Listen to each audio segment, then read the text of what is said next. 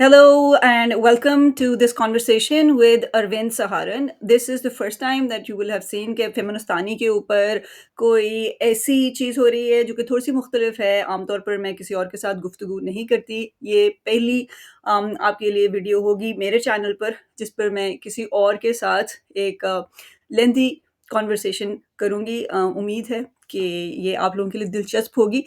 मुझे एक कमेंटेटर ने कहा था कि आप अरविंद से बात कीजिए, तो उसके बाद से मैं अरविंद में बहुत ज़्यादा इंटरेस्टेड हो गई। मैंने उनके चैनल को बहुत ज़्यादा देखा और मुझे बहुत बड़ा कॉम्प्लीमेंट लगा कि किसी ने कहा कि आप अरविंद से बात करें। इसका मतलब है कि उनका ख़्याल है कि कुछ ऐसी चीज़ें हैं हमारे दरमियान जो मुश्तरक हैं, जो कि शायद गुफ्तगू से और भी ज़्यादा उभर कर सामने आएँ। लेकिन ऐसा भी यकीनन होगा कि कुछ चीज़ों में हम मुख्तलिफ सोचते होंगे। तो इस सारी गुफ्तगू का मेरी जो हमारा मरकज़ रहेगा वो इंडिया और पाकिस्तान है, ज़ाहिर है और इसकी पास्ट, प्रेज़ेंट और फ्यूचर।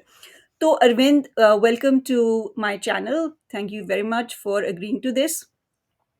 आपका बहुत-बहुत शुक्रिया मुझे अपने प्रोग्राम में दावत देने के लिए, सबाहत साहिबा। तो अरविंद सबसे पहले तो मुझे ये बताएँ कि आपकी उर्दू इतनी अच्छी कैसे है? नहीं, इतनी भी अच्छी नहीं है, थोड़ी बहुत बोल लेता हूँ बस आप लोगों के दरमियान वो कहते हैं ना पंजाबी में कि बैठने जोगा हो जाता हूँ जी बस। हुँ, बैंड जोगा हो गया सही, बस जी, जी। बिल्कुल ठीक है। तो नील मेरा जो आपके बारे में जितना नॉलेज है वो मुझे ये बताता है कि आप राजस्थान से हैं, ऐसा ही है? हुँ, जी, ऐसा ही है।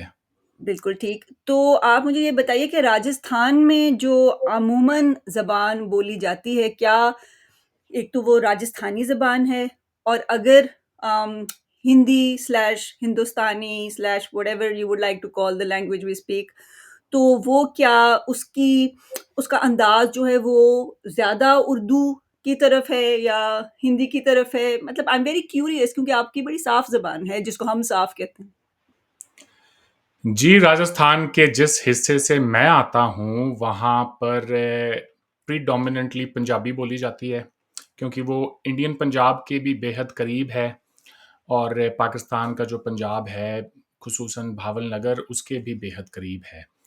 तो जो ये कहें कि सबसे ज़्यादा बोलने वाली ज़बान है, वो एक तो पंजाबी है और दूसरी जो राजस्थानी का ही एक लोकल वेरिएंट है, वहाँ का डायलेक्ट है जिसको बागड़ी कहते हैं, जी, वो जी। बोला जाता है लेकिन अखबार ज़्यादातर जो हैं वो हिंदी में होते हैं। ठीक है। मेरे केस में ये है कि मैं वहाँ पैदा ज़रूर हुआ, लेकिन वहाँ कभी रहा नहीं। अच्छा, मैं छुट्टियों में ही वहाँ जाता था। तो और वहाँ भी ज़्यादातर हमारा जो घर है वो खेतों में था, तो लोगों से इतना इंटरेक्शन था नहीं। लोकल जो ज़बान बोलने वाले लोग थे, लेकिन वो ज़बान क्योंकि मेरी मदर टंग है, तो मैं बड़े अच्छे से बोल लेता हूँ। घर पे हुँ। मेरे वालदाइन और भाई-बहन सारे वही ज़बान बोलते हैं। तो वो मैं बोल लेता हूँ, लेकिन उसको बोलने का मौका मुझे साल में शायद 1 या डेढ़ महीने के लिए ही मिलता था। मैंने अपनी ज़्यादातर जो एजुकेशन है वो राजस्थान से बाहर की है, इब्तदाई तालीम। इस वजह से जो लोकल टच होता है आपके ऊपर किसी भी ज़बान को आप बोलते हैं, तो वो नहीं था। तो उर्दू आप की आप बात कर रही थी, तो बताना उर्दू पसंद मैंने करेंगे कि कहाँ पर आप थे, जहाँ पर पढ़ रहे थे आप? जी, मैं पहले मसूरी गया था, एक हिल स्टेशन है ओके, यूपी के अंदर उस टाइम होता था, आजकल वो उत्तराखंड में है। अगर आपने देहरादून का नाम सुना हो, वहाँ पे ऑफ़ एक कोर्स। बड़ा मशहूर स्कूल है, दून स्कूल। जी, मेरा हमारी भाई इंडियन जी। वहाँ पर ए लेवल्स के दौरान क्रिकेट खेलने गया था, एचएसएन कॉलेज की टीम की तरफ से दून स्कूल के साथ। जी, जी। तो और इंडियन मिलिट्री अकेडमी भी देहरादून में ही है, तो उससे बिल्कुल आप ये कह लें कि हाफ़ एन आवर ऊपर अप द हिल्स में मसूरी एक हिल स्टेशन है। ज़्यादातर जितने भी हिल स्टेशंस हैं, अंग्रेज़ों के ही बसाए हुए हैं इस इंडियन सबकॉन्टिनेंट में। तो वहाँ जाने से थोड़ा-सा ये है कि ज़बान साफ़ हो गई। कुछ साल पहले मुझे लगा कि अरविंद तुम क्या बने फिरते हो, पाकिस्तान के ऊपर बात करते हो और डॉन पढ़ के, द न्यूज़, डेली टाइम्स और ये फ्राइडे टाइम्स, वहाँ के अंग्रेज़ी के जितने भी अखबार हैं, इनको पढ़ के तो कोई आप पाकिस्तानी अवाम की जो नब्ज़ है, उसको नहीं पकड़ सकते। तो तुम्हारे लिए बेटा बहुत ज़रूरी है कि तुम ज़रा ना थोड़ी मेहनत करो और उर्दू सीखो बाकायदा। तो फिर स्क्रिप्ट। मैंने उर्दू सीखी जी, लिखनी पढ़नी। हाँ, ये है कि अच्छा, अगर आप वाओ! मुझे ये कहें कि हाथ से अगर मैं मेरी हैंडराइटिंग जो है वो शायद इतनी अच्छी ना हो बिकॉज़ वो बचपन से नहीं सीखी थी। लेकिन ये है कि कीबोर्ड से टाइप कर लेता हूँ जल्दी-जल्दी और अच्छा, बोल लेता हूँ, पढ़ लेता हूँ अच्छे से। वाह! फिर तो आप आम पाकिस्तानियों से ज़्यादा अच्छे हैं। बहुत से मैं जानती हूँ जो नहीं कर सकते टाइप। लेकिन ये आपने कब सीखी उर्दू स्क्रिप्ट यही कोई 2-3 साल हुए होंगे। और कैसे सीखी? मैंने ऑनलाइन सीखी, एक पहले तो उर्दू का जो कायदा है वो डाउनलोड किया, फिर उर्दू और हिंदी का जो कायदा है, उन दोनों को आपके हर एक अल्फ़ाबेट जो है वो हिंदी में भी लिखी होती है उसके अंदर, तो उसके साथ फिर मैंने धीरे-धीरे प्रैक्टिस की, फिर मेरी एक फ्रेंड हैं, उन्होंने हेल्प की। तो this this all started I guess 2-3 years ago. तो मेरे पास और मैं देख रहा था वो कायदा अगर है तो hmm, I hmm. I could show you actually. Daily homework करना पड़ता था मुझे अपना और जी, जी और उसमें बहुत सारी कमियाँ भी होती थीं, उनको फिर मैं ठीक करता था। तो दैट्स ऐसे नाइस। सीखी जी फिर। बोल लेता था, बोलने में इतनी प्रॉब्लम नहीं थी क्योंकि इंडिया से आया था तो हमारे यहाँ पे हिंदुस्तानी ज़बान को बोलने वाले लोग जो हैं वो बहुत हैं। बस ये है कि रस्मुल ख़त जो है वो देवनागरी है जिससे या मैं और फिर ये है कि जिस दौर से मैं आता हूँ 90s के टाइम पे मैं जवान हुआ था तो हमारी फ़िल्में और उसके सारे डायलॉग और वो ऐसी वो वही ज़बान थी जो कि आम पाकिस्तानी बोलता है। तो इतना बिल्कुल, मुश्किल बिल्कुल, नहीं था सीखना। बिल्कुल। आज भी मैं तो समझती हूँ कि कमर्शियल बॉलीवुड की ज़बान काफ़ी हद तक वही है। उसमें वही है, उस तरह का टच नहीं महसूस होता कि समझ आए कि ये बाकायदा क्या है, बाकायदा हिंदी है या बाकायदा उर्दू है, बस वो एक आम बोलचाल की ज़बान ही महसूस होती है। बिल्कुल। तो ये बताइए कि ये पाकिस्तान से फ़ैसिनेशन का आगाज़ कैसे हुआ? मैं एक ऐसे इलाके से आता हूँ सबाहत साहिबा जो कि बॉर्डर के बेहद नज़दीक है। तो ऐसा कैसे हो सकता था कि उसका असर जो है वो मेरे दिलो-दिमाग पर ना होता। मेरी मदर जो हैं उनका ननिहाल एक छोटे से गाँव में है जो कि गंगानगर ज़िले की करनपुर तहसील में पड़ता है। गाँव का नाम है नग्गी, NAGGI। अगर आप देखेंगे वहाँ पे एक वॉर मेमोरियल भी है, तो बहुत छोटा-सा गाँव है। मेरा वहाँ जाना होता था बचपन में। उस दौरान जो है बॉर्डर पे जो ऑपरेशनल पोस्ट होती है, वो भी देखने का मौका मिला। उस पे आप चढ़ के थोड़ा-सा देख सकते हैं इधर-उधर। तो उस पार की जो ज़िंदगी है वो मैंने देखी थी और आई वाज़ अ किड, जाना चाह रहा था उस तरफ, मगर जो बड़े थे साथ में उन्होंने कहा नहीं बेटा वो एक दूसरा मुल्क है, वहाँ नहीं जा सकते हैं आप। तो मुझे ये बात जो है ना कभी समझ नहीं आई कि ऐसे कैसे कोई दरमियान में एक तार खींच के और ये कह दे कि नहीं अब तुम्हारा वहाँ के लोगों से कोई ताल्लुक नहीं है। वो देखने में मेरे जैसे ही थे, वही खेत थे, वही फसलें थीं। तो मुझे वो बात कभी भी समझ में नहीं आई मगर जैसे-जैसे फिर बड़ा होता गया, लोगों से मिला, पाकिस्तान के बारे में जाना और उन सालों में ये भी है कि पहले ये जो न्यूक्लियर टेस्ट हुए, उसके बाद में फिर लाहौर डिक्लेरेशन हुई, कारगिल की जंग हुई, इंडियन पार्लियामेंट पे अटैक हुआ, तो वो सारी जो की डेवलपमेंट्स थी, फिर जनरल मुशर्रफ का इंडिया आना, आगरा समिट और ये वो, मैं बड़ा कीनली उनको देखता था, उन तमाम चीज़ों को और ये महसूस करता था कि कौन हैं ये लोग? आखिर ऐसी भी क्या बात है कि हम इनके साथ एक मुसलसल कॉन्फ्लिक्ट में रहते हैं? फिर ये है कि बाद में धीरे-धीरे जब मैंने पढ़ा, तो पता चला कि मामला क्या है। फिर डॉक्टर इश्तियाक अहमद की एक किताब पढ़ी, पंजाब ब्लडीड पार्टीशन्ड एंड क्लेंस्ड। अच्छा, उससे पहले ये भी आपको याद हो कि बहुत सारी फ़िल्में आई थी हिंदुस्तान के अंदर। एक बॉर्डर मूवी थी 97-98 में। जी, जी, जी, यही किताब, बिल्कुल, बिल्कुल। तो उसके बाद फिर ये कहें कि वीर ज़ारा भी आई जी। और बहुत सारी मूवीज़ आई ऐसी जिसने कि पाकिस्तान के अंदर इंटरेस्ट डेवलप किया लोगों का। हुकूमतें भी चाहती थीं दोनों तरफ के हालात थोड़े-से ठीक हों। हो सकता है उनकी कोई इंडिकेशन भी हो कि भाई कुछ आप भी कंट्रीब्यूट करें। तो फिर ऐसे में एक एक और मूवी थी पार्टीशन को लेके सनी देओल की, अगर आपको याद हो, गदर। जी, जी, बिल्कुल। मैं जी, जी। निकला गड्डी लेके, हाँ रास्ते जी, में हाँ सड़क जी। पे एक मोड़ आया, उसमें जी, जी, कब जी, जाने उसमें गुज़रा अमृतसर, कब जाने लाहौर आया। जी, ऐसा ही है। तो वो उसमें उस फ़िल्म ने भी ना बड़ा मुझे ये कहें कि इट टच्ड मी इन अ वे कि पार्टीशन के फसादात उसमें देखे और लोगों की सफ़रिंग देखी। फिर उस जैसे-जैसे यूट्यूब आया तो मैंने बहुत पुराने हमारे जो ड्रामा थे, बुनियाद था जिसमें जी, जी। एक एक तमस हुआ करता था, वो बुनियाद तो और मुझे अच्छी तरह याद है, दूरदर्शन से हमने देखा। जी, जी, जी, ऐसा ही है। और फिर पार्टीशन पे पाकिस्तान की मूवी थी एक, वो Kartar Singh, if I remember that one, वो भी एक अच्छी मूवी थी। तो ऐसे बहुत सारी, फिर मैं धीरे-धीरे उसमें रिसर्च करता चला गया कि कैसे हमारे दरमियान ये सारे वाक़यात पेश आए, कैसे हम लोग अलग हुए। उसके बाद जो है जंगें हुई हमारे दरमियान। देखिए जी, हमारे स्कूलों में ना ये चीज़ें पढ़ाई नहीं जाती। आई डोंट नो सही। अगर आपको इसके बारे तो में पता है इंडियन कि करिकुलम में पाकिस्तान के बारे में किसी किस्म की कोई बात की जाती है? यही है कि इंडियन इंडिपेंडेंस मूवमेंट की बात होती है, एंड फिर एक थोड़ा-सा ज़िक्र होता है कि जी उसके बाद मुल्क तक़सीम हो गए और बात वहीं ख़त्म हो जाती है। उसके बाद की जो डेवलपमेंट्स है, कश्मीर पे जंग हो या 65 की जंग, 71 और कारगिल, और ये सब नहीं पढ़ाया जाता था। सही, यानी कारगिल वो तो ख़ैर क्या रिलेटिवली रिसेंट उन्होंने जो पढ़ाना हिस्ट्री है। था, कारगिल तो क्या पढ़ाना था जी, आई वाज़ इन स्कूल, तो करिकुलम चेंज होने में भी टाइम लगता है, वो तो हुँ, उस वक़्त तो ये सारी जंगें नहीं, जंगों के बारे में नहीं पढ़ाया जाता था। अच्छा, पाकिस्तान की हिस्ट्री के बारे में नहीं पढ़ाया जाता था ज़्यादा, ठीक है। तो इतना कुछ और पता नहीं था। हुँ। तक़सीम पर कुछ ज़्यादा ज़ोर भी नहीं दिया जाता था।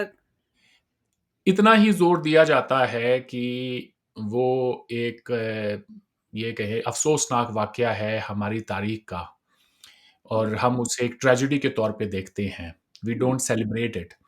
हुँ, पाकिस्तान में ये है कि तक़सीम हुई तो उसके बाद ही पाकिस्तान वजूद में आया है, तो ज़ाहिर-सी बात है जी, एक कंप्लीटली ऑपोज़िट व्यू है पाकिस्तान में तो। एब्सोल्युटली। पाकिस्तान में तो सवाल ही नहीं है ना कि आप तक़सीम को ट्रेजेडी के तौर पर अ, उसका ज़िक्र जी, करें, जी। क्योंकि तो दैट डॉक्टर इज़ इश्तियाक की बिटरे जो पाकिस्तानियन। जी, तो डॉक्टर इश्तियाक की जो किताब थी, वो that was an eye opener, not just for me but for many people. मुझे ऐसा लगा कि कहीं न कहीं पे जो उस दौर की जो सच्चाई है, वो लोगों के सामने आनी ज़रूरी थी। तो मैंने डॉक्टर साहब से बात भी की एक दफ़ा, मैंने उनको फ़ेसबुक पे एक फ्रेंड रिक्वेस्ट भेजी, उन्होंने फिर मुझसे बात की। मैंने कहा, "सर, मैं कोई प्रोग्राम रिकॉर्ड करना चाहता हूँ आपके साथ, 4-5 इंडियन इंडिपेंडेंस मूवमेंट पे और पार्टीशन के ऊपर।" तो वहाँ से फिर जो है मैंने और डॉक्टर इश्तियाक ने आज से कोई 8-9 साल पहले हमने ये गुफ्तगू शुरू की है। I was really, really scared, मैं आपको बताऊँ। कभी कैमरे को फ़ेस नहीं किया था इस तरह से। तो उसकी प्रिपरेशन के लिए फिर जो है मैंने 1-2 दफ़ा अपने कोई वीडियोज़ वग़ैरह बनाए। That didn't go down well, मैं आई सो बस अब क्या बताएँ जी आपको, वो एक ये है कि it was a bit of a shaky job basically ना, मुझे लगा ज़ाहिर कि है, मैं क्या पहले कहूँ? कैमरा को फ़ेस करना बड़ा मुश्किल काम होता है शुरू-शुरू में ख़ास तौर पे। जी, जी, जी। तो मैंने अपनी वाइफ़ से कहा, मैंने कहा कि आप ज़रा ना फ़ोन को अच्छे से हाथ में पकड़ना। मेरे पास ट्राइपॉड भी नहीं था, कुछ भी नहीं था। तो मैंने उनसे कहा कि, और टीवी के ऊपर मैंने एक वीडियो लगाया जिसमें भगत सिंह की फ़ोटो थी। So I stood in front of that, वो टीवी बड़ा था तो ये है कि मुझे लगा कि that would serve as the background. और फिर मैंने एक लेक्चर दिया भगत सिंह के ऊपर, क्योंकि उससे पहले ज़्यादातर जो मैं बातें करता था, जिस पे मैं बहुत ज़्यादा कॉन्फिडेंट था, वो भगत सिंह की लाइफ़ थी। तो उस पे बात करता था, फिर 1-2 ऐसे वीडियोज़ बनाए, एंड देन एक दिन फिर डॉक्टर साहब मिले, तो हमने फिर कुछ 6 एपिसोड रिकॉर्ड किए। वो लोगों को बेहद पसंद आए इंडिया और पाकिस्तान के अंदर, यूट्यूब पे भी और फेसबुक के ऊपर भी millions of people saw it. लोगों को बड़ी हैरानी हुई जब उन्हें ये पता चला कि तक़सीम में सबसे बड़ा हाथ जो है वो मुस्लिम लीग का था, और जो फ़सादात हुए वो भी जो है मुसलमानों की तरफ से शुरू हुए। पाकिस्तान में लोगों को यकीन नहीं हुआ पहले तो इस बात के ऊपर। फिर डॉक्टर इश्तियाक की जो किताबें उन्होंने पढ़ी, खरीदी, डॉक्टर साहब पाकिस्तान गए, उन्होंने बहुत सारे लेक्चर्स दिए, तो लोगों को फिर बात समझ में आने लगी। तो वहाँ से फिर ये सारा सिलसिला शुरू हुआ जी। तो आपने चूँकि डॉक्टर इश्तियाक का ज़िक्र किया, तो यहाँ से मैं थोड़ा-सा एक सेगवे करना चाहती हूँ कि ये जो सारे जंगी कशीदगी के हालात हुए अभी 2025 में, महीना पहले इंडिया और पाकिस्तान के दरमियान, तो मुझे यूँ महसूस होता है कि जंग तो ख़ैर जो हुई, जो कॉन्फ्लिक्ट हुआ सो हुआ, आया और गया। लेकिन जो उसका सबसे बड़ा नतीजा होता है, वो लोगों के दिमागों और दिलों पर होता है, राइट? जो हमारे आँखों के सामने लोग थे, जो काफ़ी रीज़नेबल हमें महसूस होते थे, उनको हमने एकदम से जंगी हालात के प्रेशर में आकर जो भी एक जज़्बात भड़काए जाते हैं, दोनों फ़रीक़ैन के दरमियान, उसको देखकर लोगों के बिल्कुल जो आम हालात में जो उनकी सोचें होती हैं, वो उससे हमें बदलती हुई दिखाई दी। बहुत राइट की तरफ जाते हुए बहुत से लिबरल लोग भी दिखाई दिए और ये मैंने इसके ऊपर एक वीडियो भी बनाई थी 8 महीने पहले कि 1965 की जंग के दौरान किस तरह से बहुत से पाकिस्तानी लिबरल्स जो हैं, उन्होंने जंगी तराने इस किस्म के लिखे जो कि बहुत ही उनमें से बहुत की तो लिरिक्स बड़ी शर्मनाक हैं।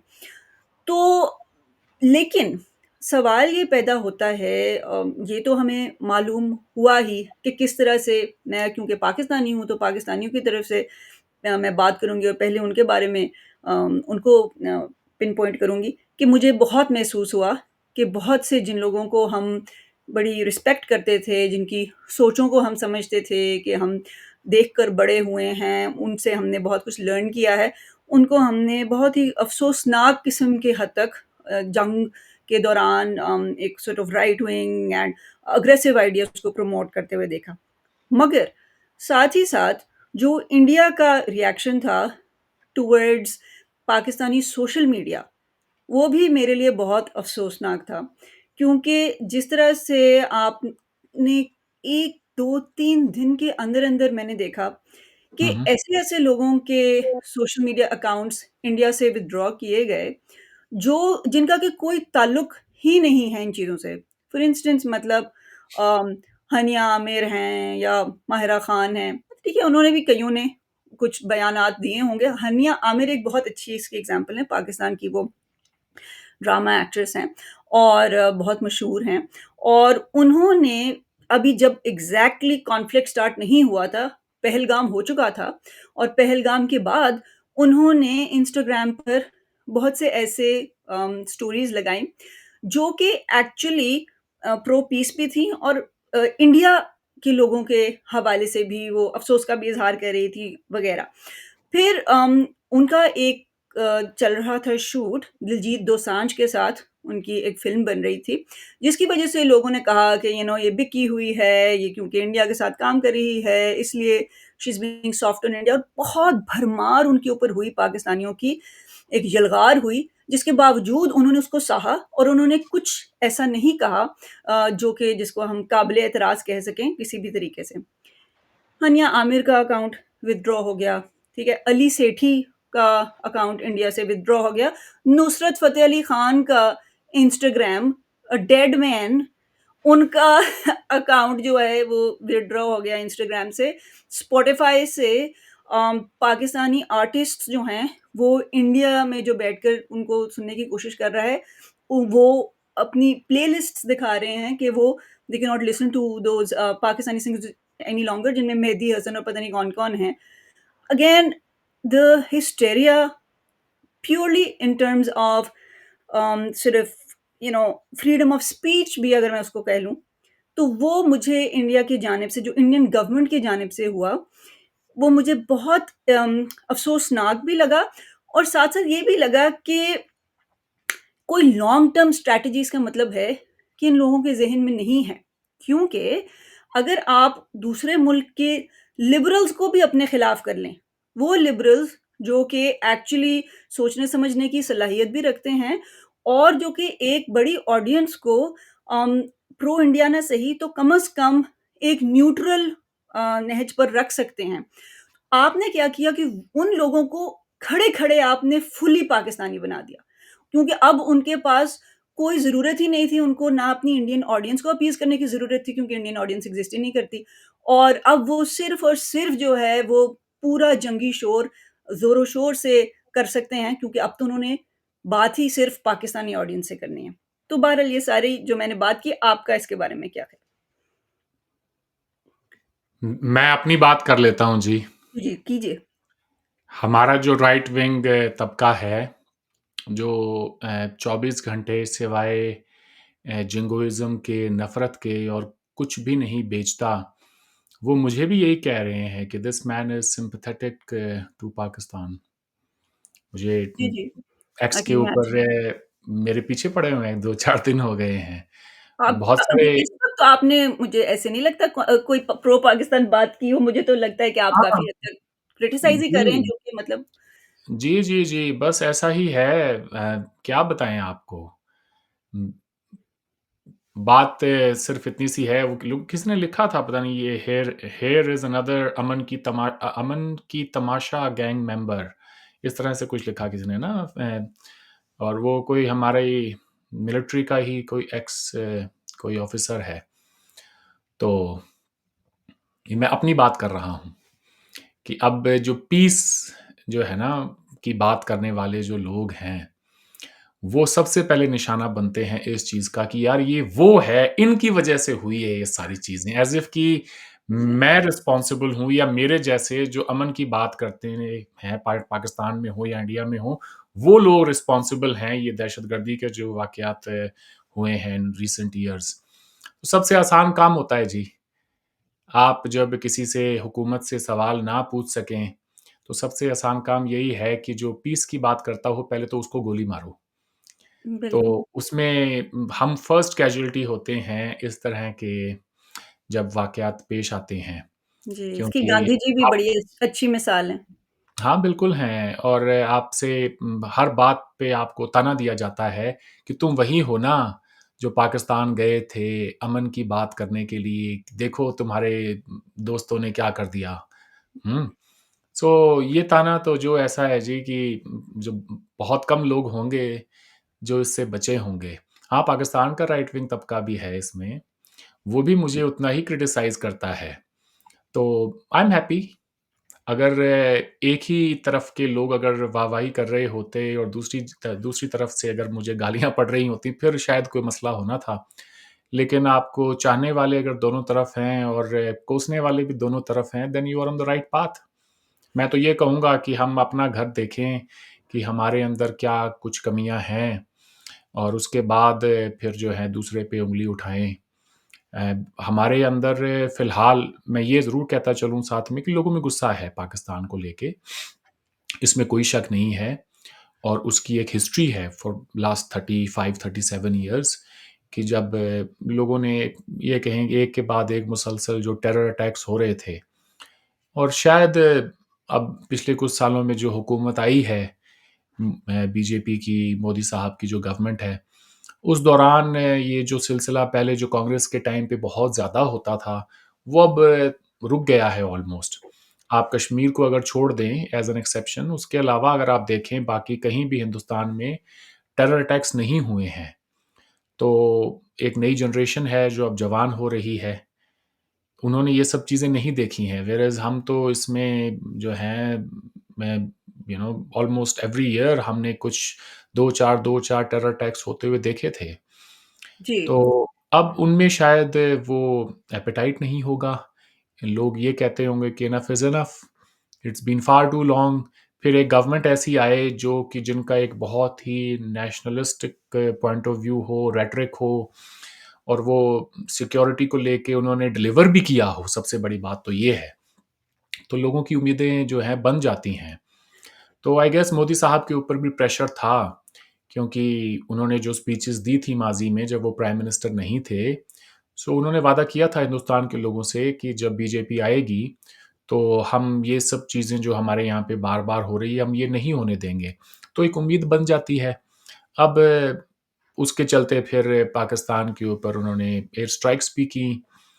तो ये जो अकाउंट्स वाली जो आप बात कर रही हैं, मेरे ख़्याल जी, से सोच ये होगी, this is just me, I don't know क्या उन्होंने सोचा होगा, बट अगर मैं सोचूँ तो वो ये सोच रहे होंगे कि यहाँ से करोड़ों लोग हैं, जो पाकिस्तान के यूट्यूब चैनल्स को देखते हैं, पॉलिटिकल शोज़ उनके देखते हैं, उनका म्यूज़िक सुनते हैं, उनके ड्रामा को देखते हैं, बड़ा पसंद करते हैं और हमारे यहाँ पे एक 1.5 अरब की आबादी है, जो कि बड़ा पाकिस्तान के म्यूज़िक और नॉट मूवीज़ बट ड्रामा और ये सब चीज़ों को बड़ा लाइक करते हैं, तो रेवेन्यू जा रही है पाकिस्तान इंडिया से। तो शायद उसको बंद करने के लिए किया होगा कि अब हिंदुस्तान से एक भी पैसा जो है वो पाकिस्तान नहीं जाएगा, क्योंकि हमारे ही दिए गए पैसे से फिर वो हम पर ही हमला करते हैं। ये सोच होगी जो मुझे कम से कम समझ में आती है। ओके। आई गेस रेवेन्यू वाला जो आपने एलिमेंट की बात की है वो it make sense. Definitely Indian audience इतनी बड़ी है कि वो रेवेन्यू जनरेट कर सकती है, इतना एटलीस्ट सिग्निफिकेंट एक इंडिविजुअल के लिए कि वो उसको उसको आगे लेकर चल सकता है। लेकिन अगर हम एक लॉन्ग टर्म प्लानिंग के हिसाब से सोचें तो अल्टीमेटली आपको जो दूसरी शख्स या मतलब दूसरी एंटिटी है, जो कि बहरहाल आपका नेबर रहेगा, चाहे आप कुछ भी कर लें, राइट? आप उसको उठा के मैप से कहीं और नहीं बिठा सकते, हुँ, रहेगा हुँ। तो वो वहीं।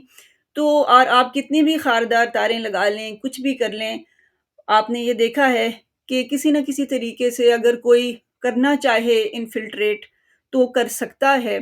तो अगर आप सिर्फ़ जो है, उन्हीं लोगों को इन्फिल्ट्रेट करवाएँ, जो कि राइट विंग हैं, जो एक ख़ास किस्म के लोग हैं, तो उसके अलावा एक और भी लॉन्ग टर्म सोच भी हो सकती है कि ऐसे लोग पाकिस्तान में जो कि सिम्पैथेटिक हैं हमारी तरफ, या एक लार्जर जो है उनका थ्रस्ट जो है वो एक पीस की तरफ है वगैरह, उनको एक पॉजिटिव तरीके से इस्तेमाल किया जा सकता है इन द लॉन्ग टर्म, कि उधर के लोगों में भी कुछ नरमी पैदा की जाए। अगर आप उनको भी सख्त से सख्त करते जा रहे हैं, तो ये इसका नतीजा जो है मुझे यूँ महसूस होता है कि लॉन्ग टर्म में कुछ अच्छा नहीं होगा।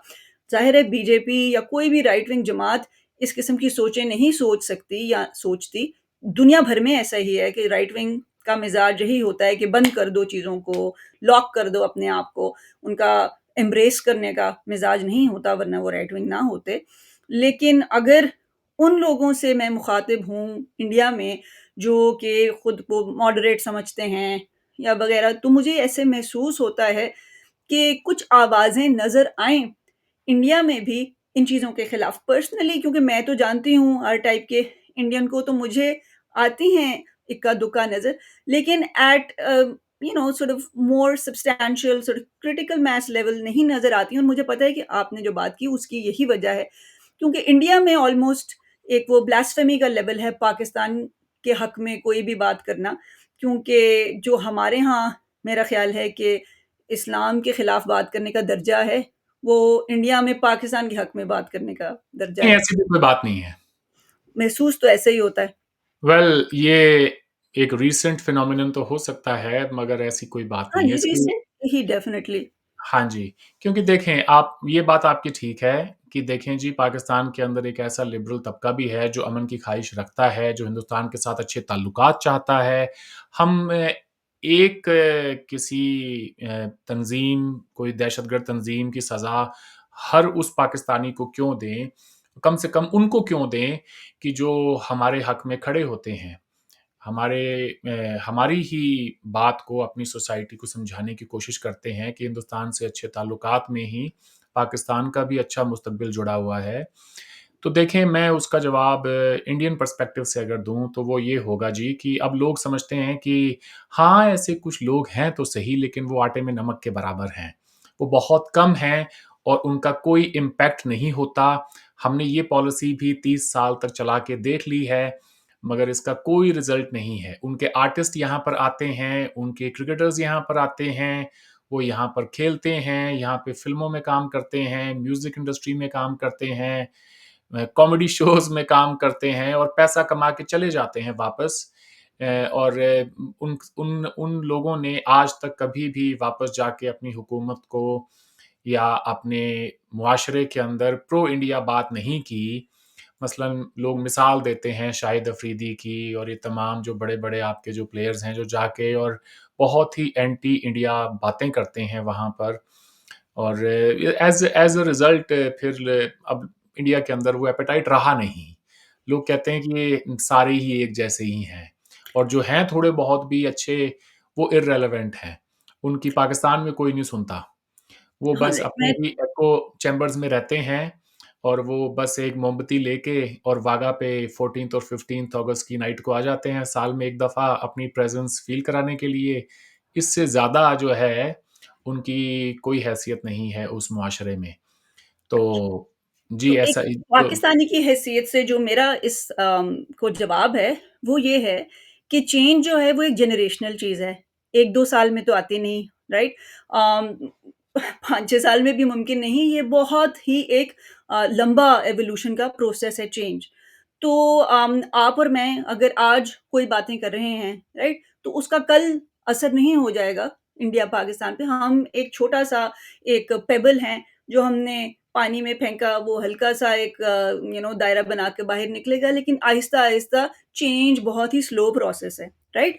बड़ा तो अच्छा आपका सवाल है, मैं थोड़ा-सा इसका जवाब दे दूँ मुख्तसर-सा। जी, वो चेंज आपने मैं आपसे 100% मुत्तफ़िक हूँ सबाहत साहिबा कि चेंज ओवरनाइट नहीं होता, उसके लिए टाइम चाहिए होता है, लेकिन इंडिया में अगर आप लोगों से बात करें, तो वो आपको बताएँगे कि भाई कितना टाइम चाहिए आपको?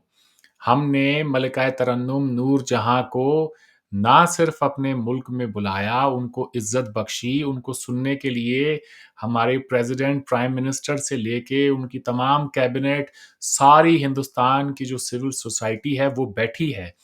और शबाना आज़मी कहती हैं कि जिस तरह इस धरती पे एक ही चाँद है, एक ही सूरज है, वैसे ही हम एक ही नूर जहाँ है।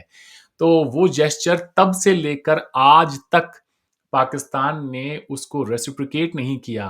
चलिए कब कब उन्होंने कब मैं बस अपनी बात खत्म कर जी, दूँ। जी, मैं कब फिर उन्होंने लता मंगेशकर को बुला के अपने मुल्क में वो इज़्ज़त दी जो हमने नूरजहाँ को दी।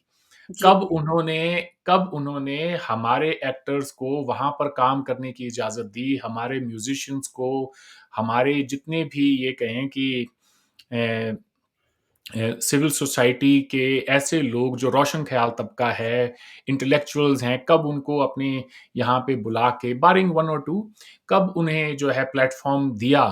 आज तक कोई कॉन्सर्ट नहीं हुआ है किसी भी इंडियन आर्टिस्ट का। व्हेयरेज़ ये अगर जो आप आपने जावेद अख्तर वाली जो लाइन ली ना, ये मैं बड़ी इंटरेस्टेड हूँ इसमें क्योंकि मैं कल्चर में बहुत ये इंटरेस्टेड जावेद रही अख्तर हूँ। साहब ने तो इसको आज कही है, मैं तो ये बात बहुत पहले से कह रहा हूँ। चलिए ये इसका तो जवाब बहुत ही आसान है हाँ जी। क्योंकि ये बात बिल्कुल भी मैं इससे मुत्तफ़िक इसलिए नहीं हूँ कि मैं आपको हुँ, बताती हूँ कि एक तो पाकिस्तान में जगजीत सिंह अम, who else? I mean, personally, I have seen people who have Sukhbir, then the people that I can think of off the top of my head.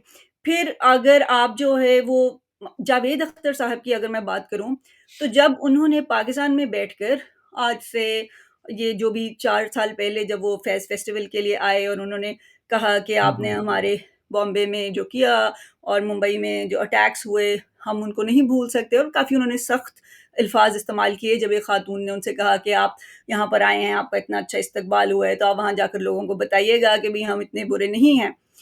तो अव्वल तो ये है कि मुझे उनका इतना बुरा रिएक्शन उस वक़्त देने का मकसद समझ इसलिए नहीं आया क्योंकि मुझे यही महसूस हुआ कि वो खातून एक थोड़े-से यानी पॉज़िटिव नोट पर ही बात कर रही थीं, उनका कोई मकसद ये नहीं था। चलिए, आपको गुस्सा आ गया क्योंकि आपको वो सारी हिस्ट्री आपके ज़हन में ताज़ा है और I totally understand that. So he got mad and he said what he said. आप वो टेप अगर दोबारा चलाइए, उसके जवाब में वो हॉल है अलहम्रा का, लाहौर का सबसे बड़ा हॉल जो कि खचाखच भरा हुआ था जावेद अख्तर साहब को देखने के लिए। उन्होंने ये सारा अपना जो निकाला जो भी उनके दिल में था और ठीक मैं समझती हूँ चलिए उन्होंने सही निकाला।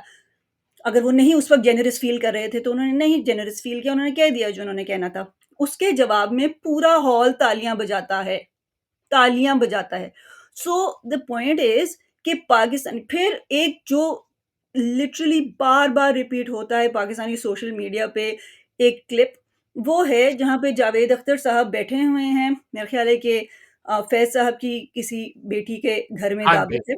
हुँ। उसमें अली ज़फ़र हैं और यानी अदील हाशमी हैं और कौन-कौन है और वो लिटरली ना जावेद अख्तर साहब के गोड्डे से लग के ना रो रहे हैं और they are just like a, dying just looking at Javed Akhtar कि ये हमारे मिडस्ट में बैठे हुए हैं। खैर, तो जावेद अख्तर साहब को ही मैंने उनको खुद लाहौर में अलहम्रा में देखा है। मैंने जब उनको पहली दफ़ा वहाँ देखा, बहुत ही मुझे मज़ा आया। जैसे कि आपको पता है कि वो बहुत कमाल की गुफ्तगू करते हैं। तो हर दफ़ा मैंने उनको लाहौर में जब देखा है, तो सिर्फ़ और सिर्फ़ एक लोगों का प्यार देखा है उनकी तरफ और कुछ नहीं देखा। चलिए, लेकिन उसके अलावा अगर आपने यही कंपैरिज़न करना है, तो सिर्फ़ ये कंपैरिज़न क्यों करना है कि नूरजहाँ मैं वांग ये और कंपैरिज़न नूरजहाँ नहीं करूँगा। कौन-सा कोई रोज़ाना थोड़ा-सा मैं ये फ़िनिश कर लूँ। नूरजहाँ कौन-सा कोई जो है वो अक्सर वहाँ पर जाकर कॉन्सर्ट करती रहीं। एक दफ़ा हुआ है, जब वो गईं और वही दिलीप कुमार और Lata Mangeshkar and all that, यहाँ पर भी दिलीप कुमार और सुनील दत्त जो है वो पाकिस्तान आए, उनको पीटीवी पर बिठाकर उनके साथ घंटे का इंटरव्यू किया गया। दोनों सुनील दत्त और दिलीप कुमार उसमें मौजूद थे। सो ये कहना कि सिर्फ़ वन साइडेड है, एक और मैं इसमें आपको सिर्फ़ 2 बातें और ऐड करूँगी, फिर मैं आपको पूरा मौका दूँगी, आप जवाब दीजिएगा। पाकिस्तान में क्या वजह है कि एक ओवरऑल इंडिया की तरफ एक गुडविल है, इंडियंस की तरफ, आम लोगों के दरमियान। मैं टेररिस्ट्स और ये जो सारे जो हैं इस्तेमाल होते हैं हमारी मिलिट्री एस्टेब्लिशमेंट के हाथों और वो लोग जो हैं, मैं उनकी बात नहीं कर रही। मैं एक आम सड़क पर चलते हुए शख्स की बात कर रही हूँ, जो कि जब इंडिया से एक क्रिकेट एनालिस्ट आता है, तो उसको वो ढूँढता हुआ बंदा मोटरसाइकिल पे पूरे लाहौर में घूम रहा है कि भई किसी तरह मैं उसको मिल लूँ और उसको फिर वो तोहफ़े दे रहा है और a cricket analyst is being treated like Virat Kohli, like because it's like he's a placemat for Virat Kohli. People are that crazy about Indians. जब इंडिया पाकिस्तान खेलने आता है क्रिकेट मैच, जब बहाली होती है, ये अमन की आशा वाले टाइम के दौरान की बात है, तो जब कज़ाफ़ी स्टेडियम में इंडिया पाकिस्तान को हरा देता है, तो पाकिस्तानी जो हैं वो तस्वीरें बड़ी यादगार जो तस्वीरें हैं कि इंडियंस इंडिया का झंडा लेकर भाग रहे हैं पूरे कज़ाफ़ी स्टेडियम के स्टैंड्स के अंदर और पाकिस्तानी उनको देख रहे हैं और क्लैप कर रहे हैं वगैरह-वगैरह। तो इट्स ऑल ऑफ दैट। एक और चीज़, पाकिस्तान में हमेशा इंडियन फ़िल्म्स बैंड रहीं सिनेमा में, राइट? जब से हम बड़े हुए हैं, बिल्कुल इनिशियली लगती थीं और उसके बाद वो ख़त्म हो गया सिलसिला। मगर जो मेरी अपनी एक्सपीरियंस है, उसमें मैं जनरल ज़िया उल हक के ज़माने की पैदावार हूँ। तो वीसीआर में हमने पूरे पाकिस्तान के अंदर हर जगह, हर कोने पर किराए पर वीसीआर टेप्स की दुकानें, जिनमें सिर्फ़ और सिर्फ़ इंडियन फ़िल्में बिकती हैं, जिनके के सिर्फ़ और सिर्फ़ इंडियन पोस्टर्स आपको नज़र आएँगे। अमिताभ बच्चन से बड़ा स्टार आज शाहरुख खान है, लेकिन हमने 80s देखा है, उससे ज़्यादा बड़ा हिस्टीरिया मैंने कभी नहीं देखा पाकिस्तान में। 80s का सबसे बड़ा पाकिस्तानी स्टार अमिताभ बच्चन है, 90s और 2000s का सबसे बड़ा पाकिस्तान में स्टार शाहरुख खान है। there has always been a proliferation of Indian content and Indian productions in Pakistan. They have never been stopped. Because people have engaged so much with India's soft power, that is why they love India. It's not possible to hate a country जिसके आप इतना ज़्यादा consume करते हो, क्योंकि आप उनको humanise automatically वो हो जाते हैं। कितना भी आपको पॉलिटिक्स जो है जो भी सिखाती है, there is there is a category in your brain that still recognizes that those people are people. That's the power of culture and the power of media.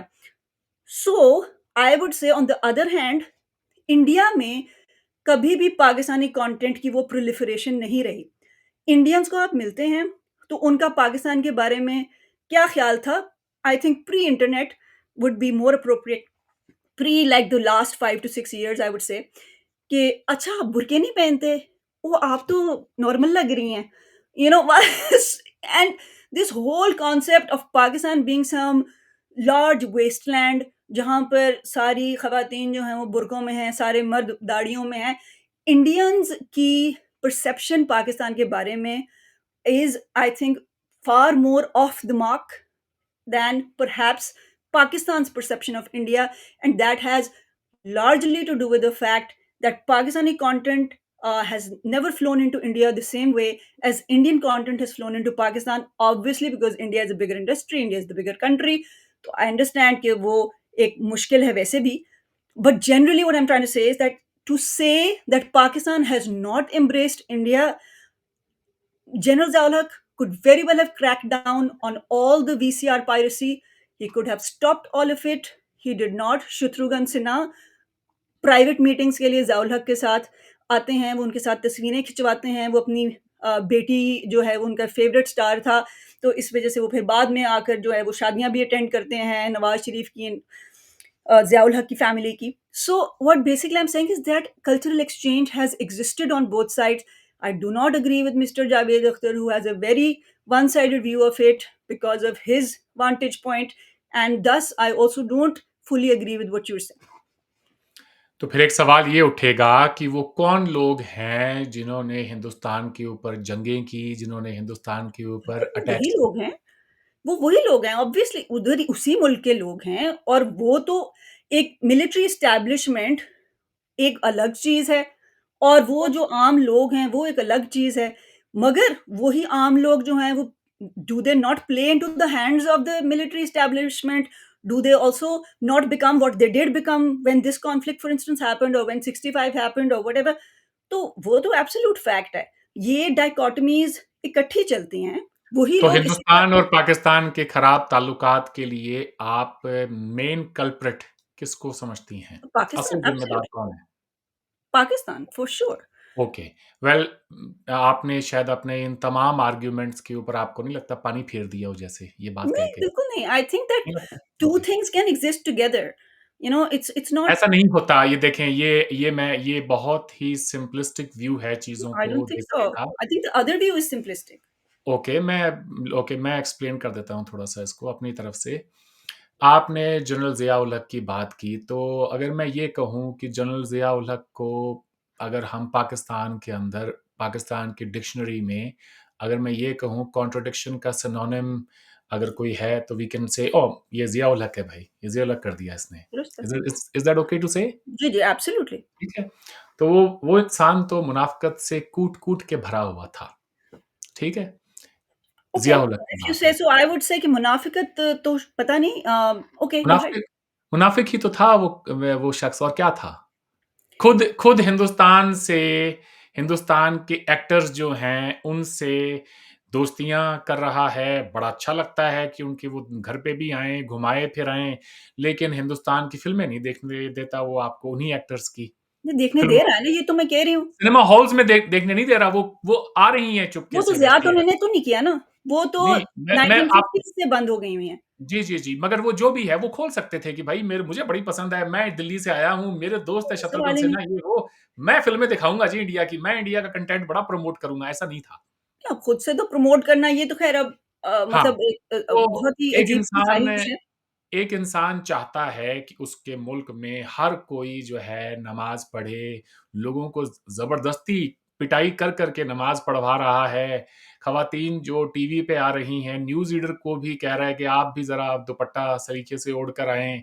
लेकिन अपने उनकी ज़ाती ज़िंदगी में जो दोस्त हैं, वो हिंदुस्तान के अदाकार हैं, जो कि बड़े लिबरल हैं। तो ये कॉन्ट्रडिक्शन नहीं है तो और क्या है टू स्टार्ट विथ? मेरा काफ़ी चलें काम मैं है अब ज़ाहिर मैं बात कर लूँ देखिए फिर वो ऐसा आप लेकिन दरअसल यार क्या है ये कि फिर होगा यहाँ पे कि वो मैं मिस कर जाऊँगी। सिर्फ़ मैं आपको इतना सा कहना चाहती हूँ, मेरा बहुत-सा काम है ज़िया-उल हक पे और ज़िया-उल हक हमारा चलें आप एंड कर लें, फिर मैं आपको करूँगी। जी। देखें आप ना इन दरअसल खुद बात करती हैं नहीं, अमूमन नहीं, मैं आई एम सॉरी। लड़कियों को I will let you to continue. I don't want to cut you. हाँ मैं जी, बाद में बात वो करूँगी। जी। जी, जी, जी। तो अच्छा फिर आपने जावेद अख्तर से बात शुरू की। जावेद अख्तर को आप एक वक़्त के लिए थोड़ा साइड में रखें। ये ना सोचें कि कौन बोल रहा है, ये सोचें कि क्या बोल रहा है और जो बोल रहा है वो ठीक बोल रहा है या नहीं। जावेद अख्तर तो पिछले 2-3 साल पहले की बात है जब वो आए थे और तब ये कंट्रोवर्सी हुई थी। उससे पहले पाकिस्तान के एक चीफ जस्टिस हुआ करते थे, जिनका नाम साकिब निसार था, जिन्होंने जी, डैम बनाना था। जी, डैम के नाम पे बड़े फंड इकट्ठे किए। जी, जी। उन्होंने एक रूलिंग दी थी सुप्रीम कोर्ट में जिसमें उन्होंने कहा कि ए, इस कल्चर का हमारे कल्चर से कोई ताल्लुक नहीं है। जी। इसलिए हमारे टेलीविज़न चैनल्स को भी, हमारी फ़िल्मों को भी बैन किया। और ये आपको ये पता है कब हुआ था? किस जावेद चीज़ अख्तर के का तो बाद हुआ था? किस जावेद चीज़ अख्तर के का तो बाद अब हुआ? हुआ है 2-4 नहीं, साल नहीं, ये पहले, साकिब निसार वाली जो आई थी वर्डिक्ट, ये किस 2018 में हुआ था ये। ये और उस वक़्त क्या किया था जिसकी रिस्पॉन्स में ये साकिब निसार की आई थी वर्डिक्ट। साकिब उस वक़्त क्या हुआ था? आप बता दें। जी, वो जो जो मेरी कम से कम जहाँ तक मेमोरी जाती है, वो उसके इमीडिएटली बाद है, जब पाकिस्तानी क्रिकेटर्स को बैन किया गया है आईपीएल से। नहीं, आप को मैं बता दूँ पाकिस्तानी जी। क्रिकेटर्स को 2008 में जो पहला सीज़न हुआ है Okay, आईपीएल का। then it's when Mahira Khan नहीं, and नहीं, Fawad Khan were returned. There is something I 1 remember second, clearly 1 that it second, 1 was a second. Please, reaction. Please, please. नहीं, नहीं, नहीं, नहीं, नहीं, you can't think about it, you have to be sure about it. चले, मैं I can बात always look it up, but that no, I हाँ, don't think about. I तो remembered it, but I might not remember the reason, but I remember clearly it was reaction to नहीं, नहीं, that. नहीं, But anyway, reaction तो फिर देखें।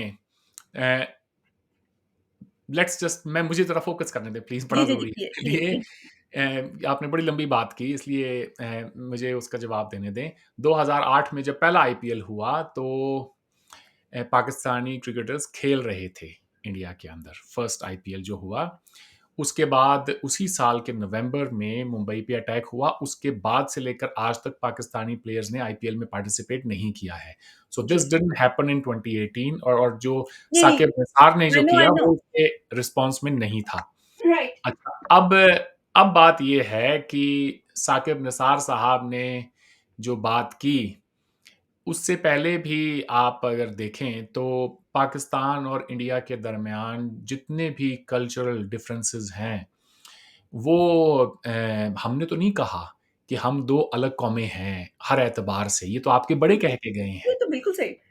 ठीक है? ये आपके बड़े कह के गए हैं। हाँ, मैं बिल्कुल. ये ज़रूर मानता हूँ कि कांग्रेस की एक बहुत बड़ी अचीवमेंट थी कि उन्होंने बगैर एक गोली चलाए पाकिस्तान के ऊपर उन्हें कल्चरली इन्वेड कर दिया, चलें, आप ठीक ये है? कह और दीजिए. वो कल्चरल इन्वेजन होना ही था, क्यों ना होता?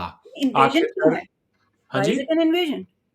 Well, many many would say कि पाकिस्तान ने हमारे ऊपर जो इन्वेजन्स किए हैं, in return we culturally invaded Pakistan as an Okay, that's a argument. very sad way of thinking it. But anyway, go ahead. Well, if one country believes that we have nothing to do with them, then some people say that we have No, culturally invaded Pakistan, ठीक well, है? Some obviously people that's not what I think. Yeah, go ahead.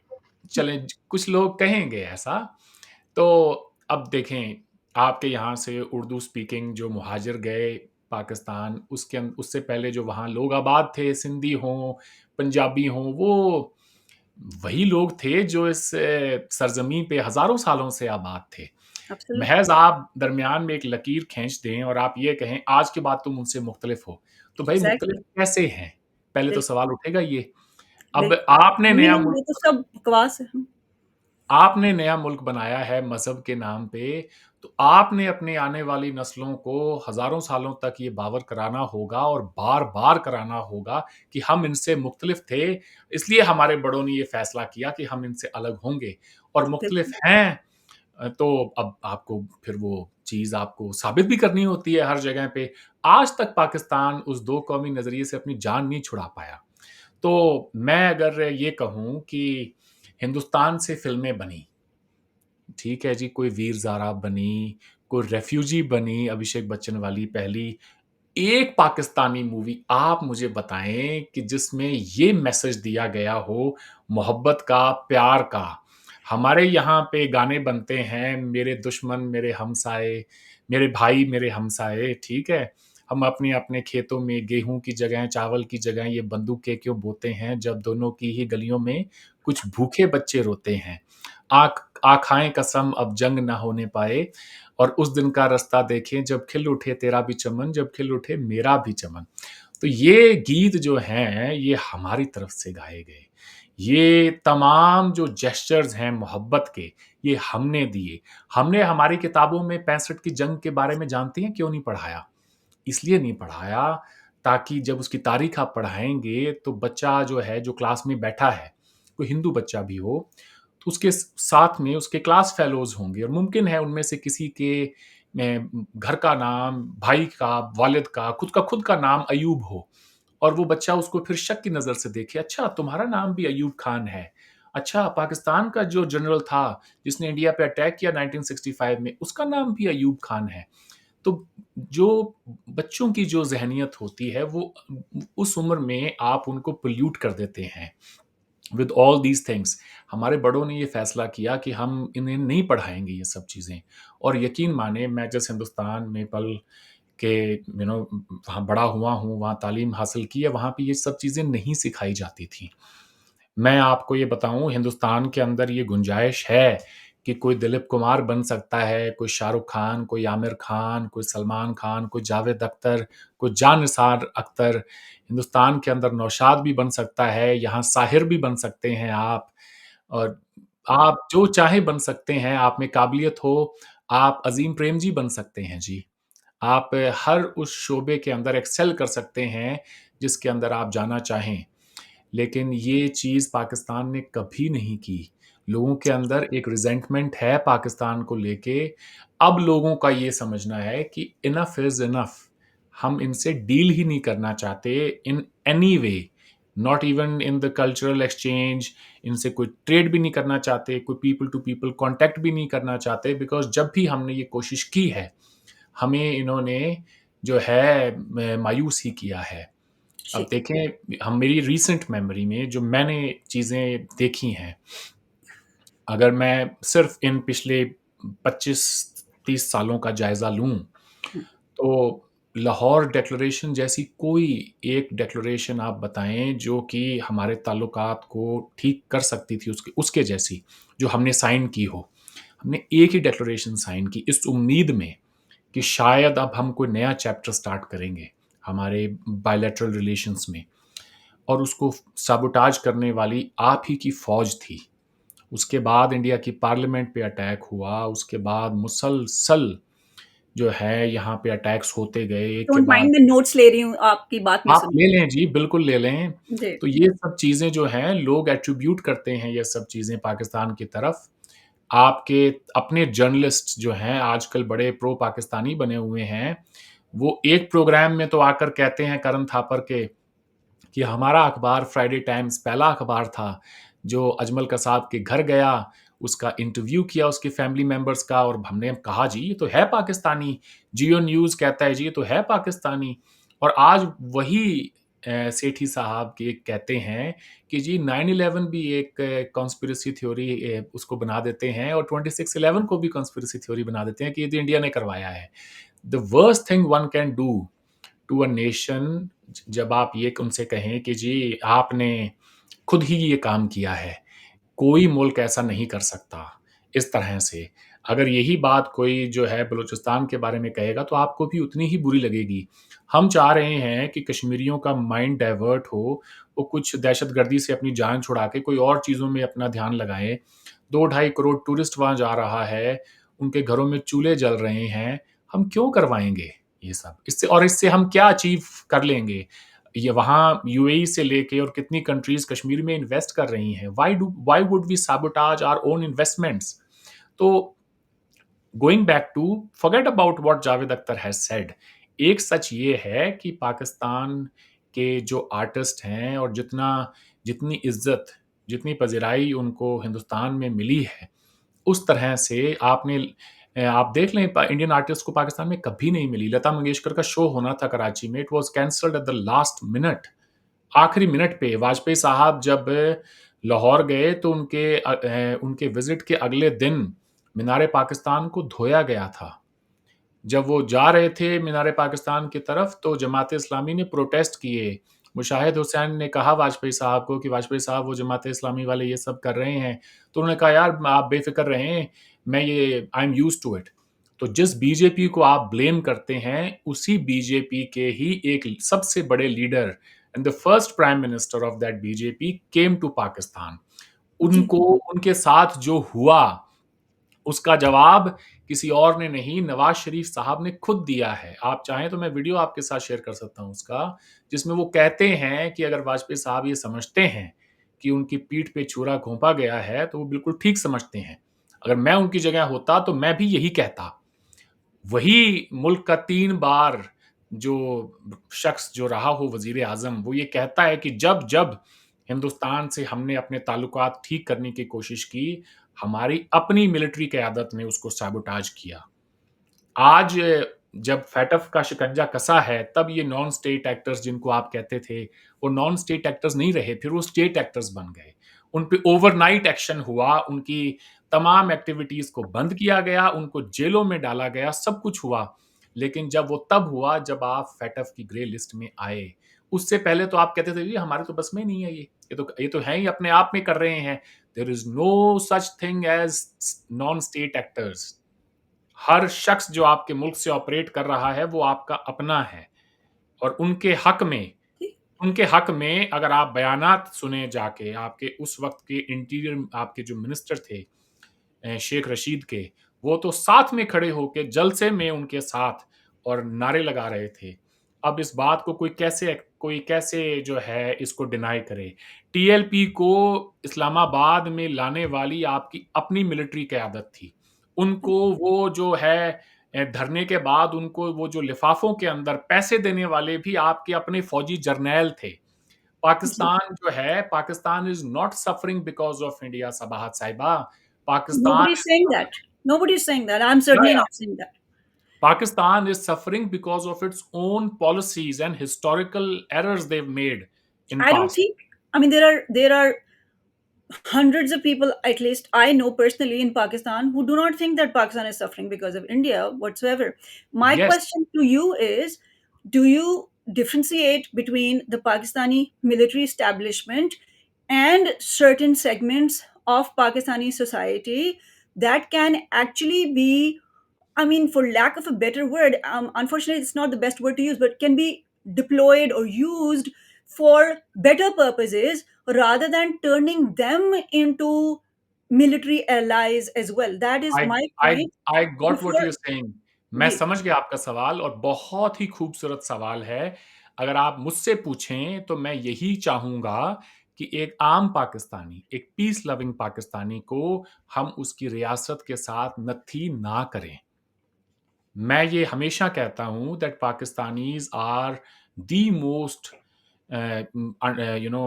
Misunderstood people not just in India but all over the world. एक आम पाकिस्तानी अपने घर में वो तमाम खुशियाँ चाहता है जो कि हम या कोई दूसरा शख्स चाहता हो। वहाँ की माएँ भी अपने बच्चों के लिए वही ख्वाब देखती है जो हमारी माएँ हमारे लिए देखती हैं। मैंने आपके टेलीविज़न चैनल्स के ऊपर बैठ के ये बातें की हैं सारी। And I'll repeat that again that I make that clear distinction between the state of Pakistan and the people of Pakistan. इससे ज़्यादा और मैं अब क्या कहूँ? अब वो स्टेट जो है दुनिया में जब कभी भी किसी मुल्क की बात होती है तो स्टेट की बात होती है, उसकी पॉलिसीज़ की या बात होती ये है। तो ठीक है, आई अंडरस्टैंड दैट। मगर हम जो है वो, क्योंकि वही बात है कि नेबर्स बहरहाल हैं और रहेंगे जब तक कि कोई बिल्कुल कुछ और ना नक्शा बदल जाए दुनिया का और सब कॉन्टिनेंट का, तो तब तक तो यही है जो मामला है। तो ज़ाहिर है उस मामले को लेकर फिर आगे चलने के क्या तरीके हो सकते हैं? क्या उनको शॉर्ट साइटेड होना चाहिए या कि उनकी एक लॉन्ग विज़न होनी चाहिए? मेरा बहुत तो सवाल ये ये है। जी, इस पे मैं एक तो जवाब एक ज थोड़ा जी, थोड़ा-सा आप दे दूँ। दीजिए, फिर मैं कुछ वापस आऊँगी वहाँ पर जो कुछ आपने बातें की, थोड़ा-सा जवाब देने के लिए। जी। ठीक है। मेरे ख़्याल से ना तवज्जो इस बात पे देनी चाहिए कि हम यहाँ से आगे कैसे बढ़ सकते हैं, ठीक है? असल सवाल है ये।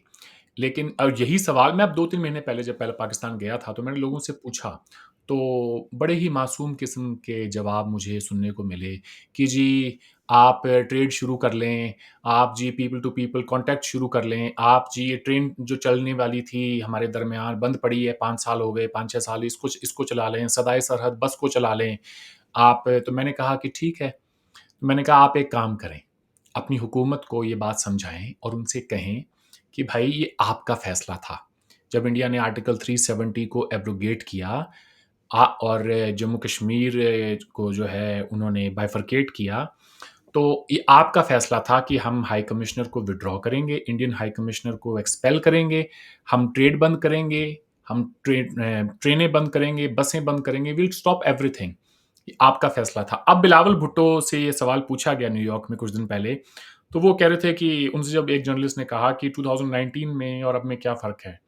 आप तब भी आए थे, आप अब आए हैं दोबारा, उस टाइम आप कन्विंस नहीं कर सके लोगों को, आप इस टाइम कैसे कन्विंस कर लेंगे? तो उन्होंने एक तो इस बात का जवाब दिया नहीं, बट ही डिड से उन्होंने कहा कि 2019 के बाद तो हम इनसे बात ही नहीं करना चाहते थे।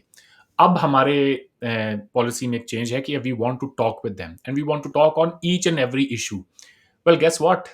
अब इंडिया बात नहीं करना चाहता। या एग्ज़ैक्टली, आई मीन इन्होंने तो डिसाइड नहीं ना करना। हाँ, अब ये है कि हर बार आप तो कॉल नहीं ले सकते ना, ठीक है? Course, I mean it's ridiculous, वो इंडियन तो सारा एक्सटर्नल वैसे अफेयर्स मिनिस्टर से ये न्यूयॉर्क सिर्फ़ में घरेलू कंज़म्पशन के लिए ये बातें हैं, वरना हाँ, इंडिया को क्या है? तो जी, इंडियन एक्सटर्नल अफेयर्स मिनिस्टर से न्यूयॉर्क में इसी साल के जनवरी में ये सवाल पूछा गया, तो कि जी आप ट्रेड स्टार्ट कर लें पाकिस्तान के साथ, हम हाई कमिश्नर को रीअपॉइंट कर दें। तो उन्होंने कहा कि पाकिस्तान अगर हमें कोई इस तरह का प्रपोज़ल देता है, so we will look into it, but they were the ones who stopped all these things. हमने बंद नहीं किया है। देखें, अगर इंडिया की तरफ से गुडविल जेस्चर ना होता, तो क्या हम आपको लाइफ सेविंग ड्रग्स देते, बावजूद कि ट्रेड बंद है हमारी? जी। पाकिस्तान का कितना ये देखें सेलेक्टिव आउटरीच है when it comes to Kashmir कि हम इंडिया से ट्रेड नहीं करेंगे जी, ना करो। फिर या ये फिर दवाइयाँ ले रहे हैं। ये भी बताओ अपने अवाम को कि हम इनसे दवाइयाँ भी नहीं लेंगे। हम दुनिया में हम चाहे भूखे मर जाएँगे, लेकिन इनसे इनसे दवाई नहीं लेंगे, दुनिया से कहीं से ले लेंगे। लेकिन मेडिसिन्स इंडिया से आ रही थी, बदस्तूर आ रही थी। जी, वो नहीं बिल्कुल रुकी सही। कभी भी, ठीक है? इवन मेरा ख़्याल है मेडिकल टूरिज़्म भी कुछ हद तक चल रहा था। बिल्कुल चल रहा था और उससे हुँ, पहले तो मैं आपको डॉन का एक आर्टिकल दिखाऊँ, उसमें उन्होंने बताया था 2015 की बात है कि पाकिस्तान से सिर्फ दिल्ली का अपोलो हॉस्पिटल हर महीने कोई 500 पेशेंट्स देख रहा था, लिवर के। 500 पेशेंट्स सिर्फ दिल्ली का अपोलो हॉस्पिटल। अब उस हॉस्पिटल को आप साल में वो 6000 पेशेंट पाकिस्तानी देख रहा था। अगर हम इतने बुरे जी। लोग होते, तो हम क्यों ये इजाज़त तो ख़ैर देते उनको? कौन, ये कोई पागल ही इस किस्म की बातें एक पूरी पॉपुलेशन के बारे में सोच सकता है।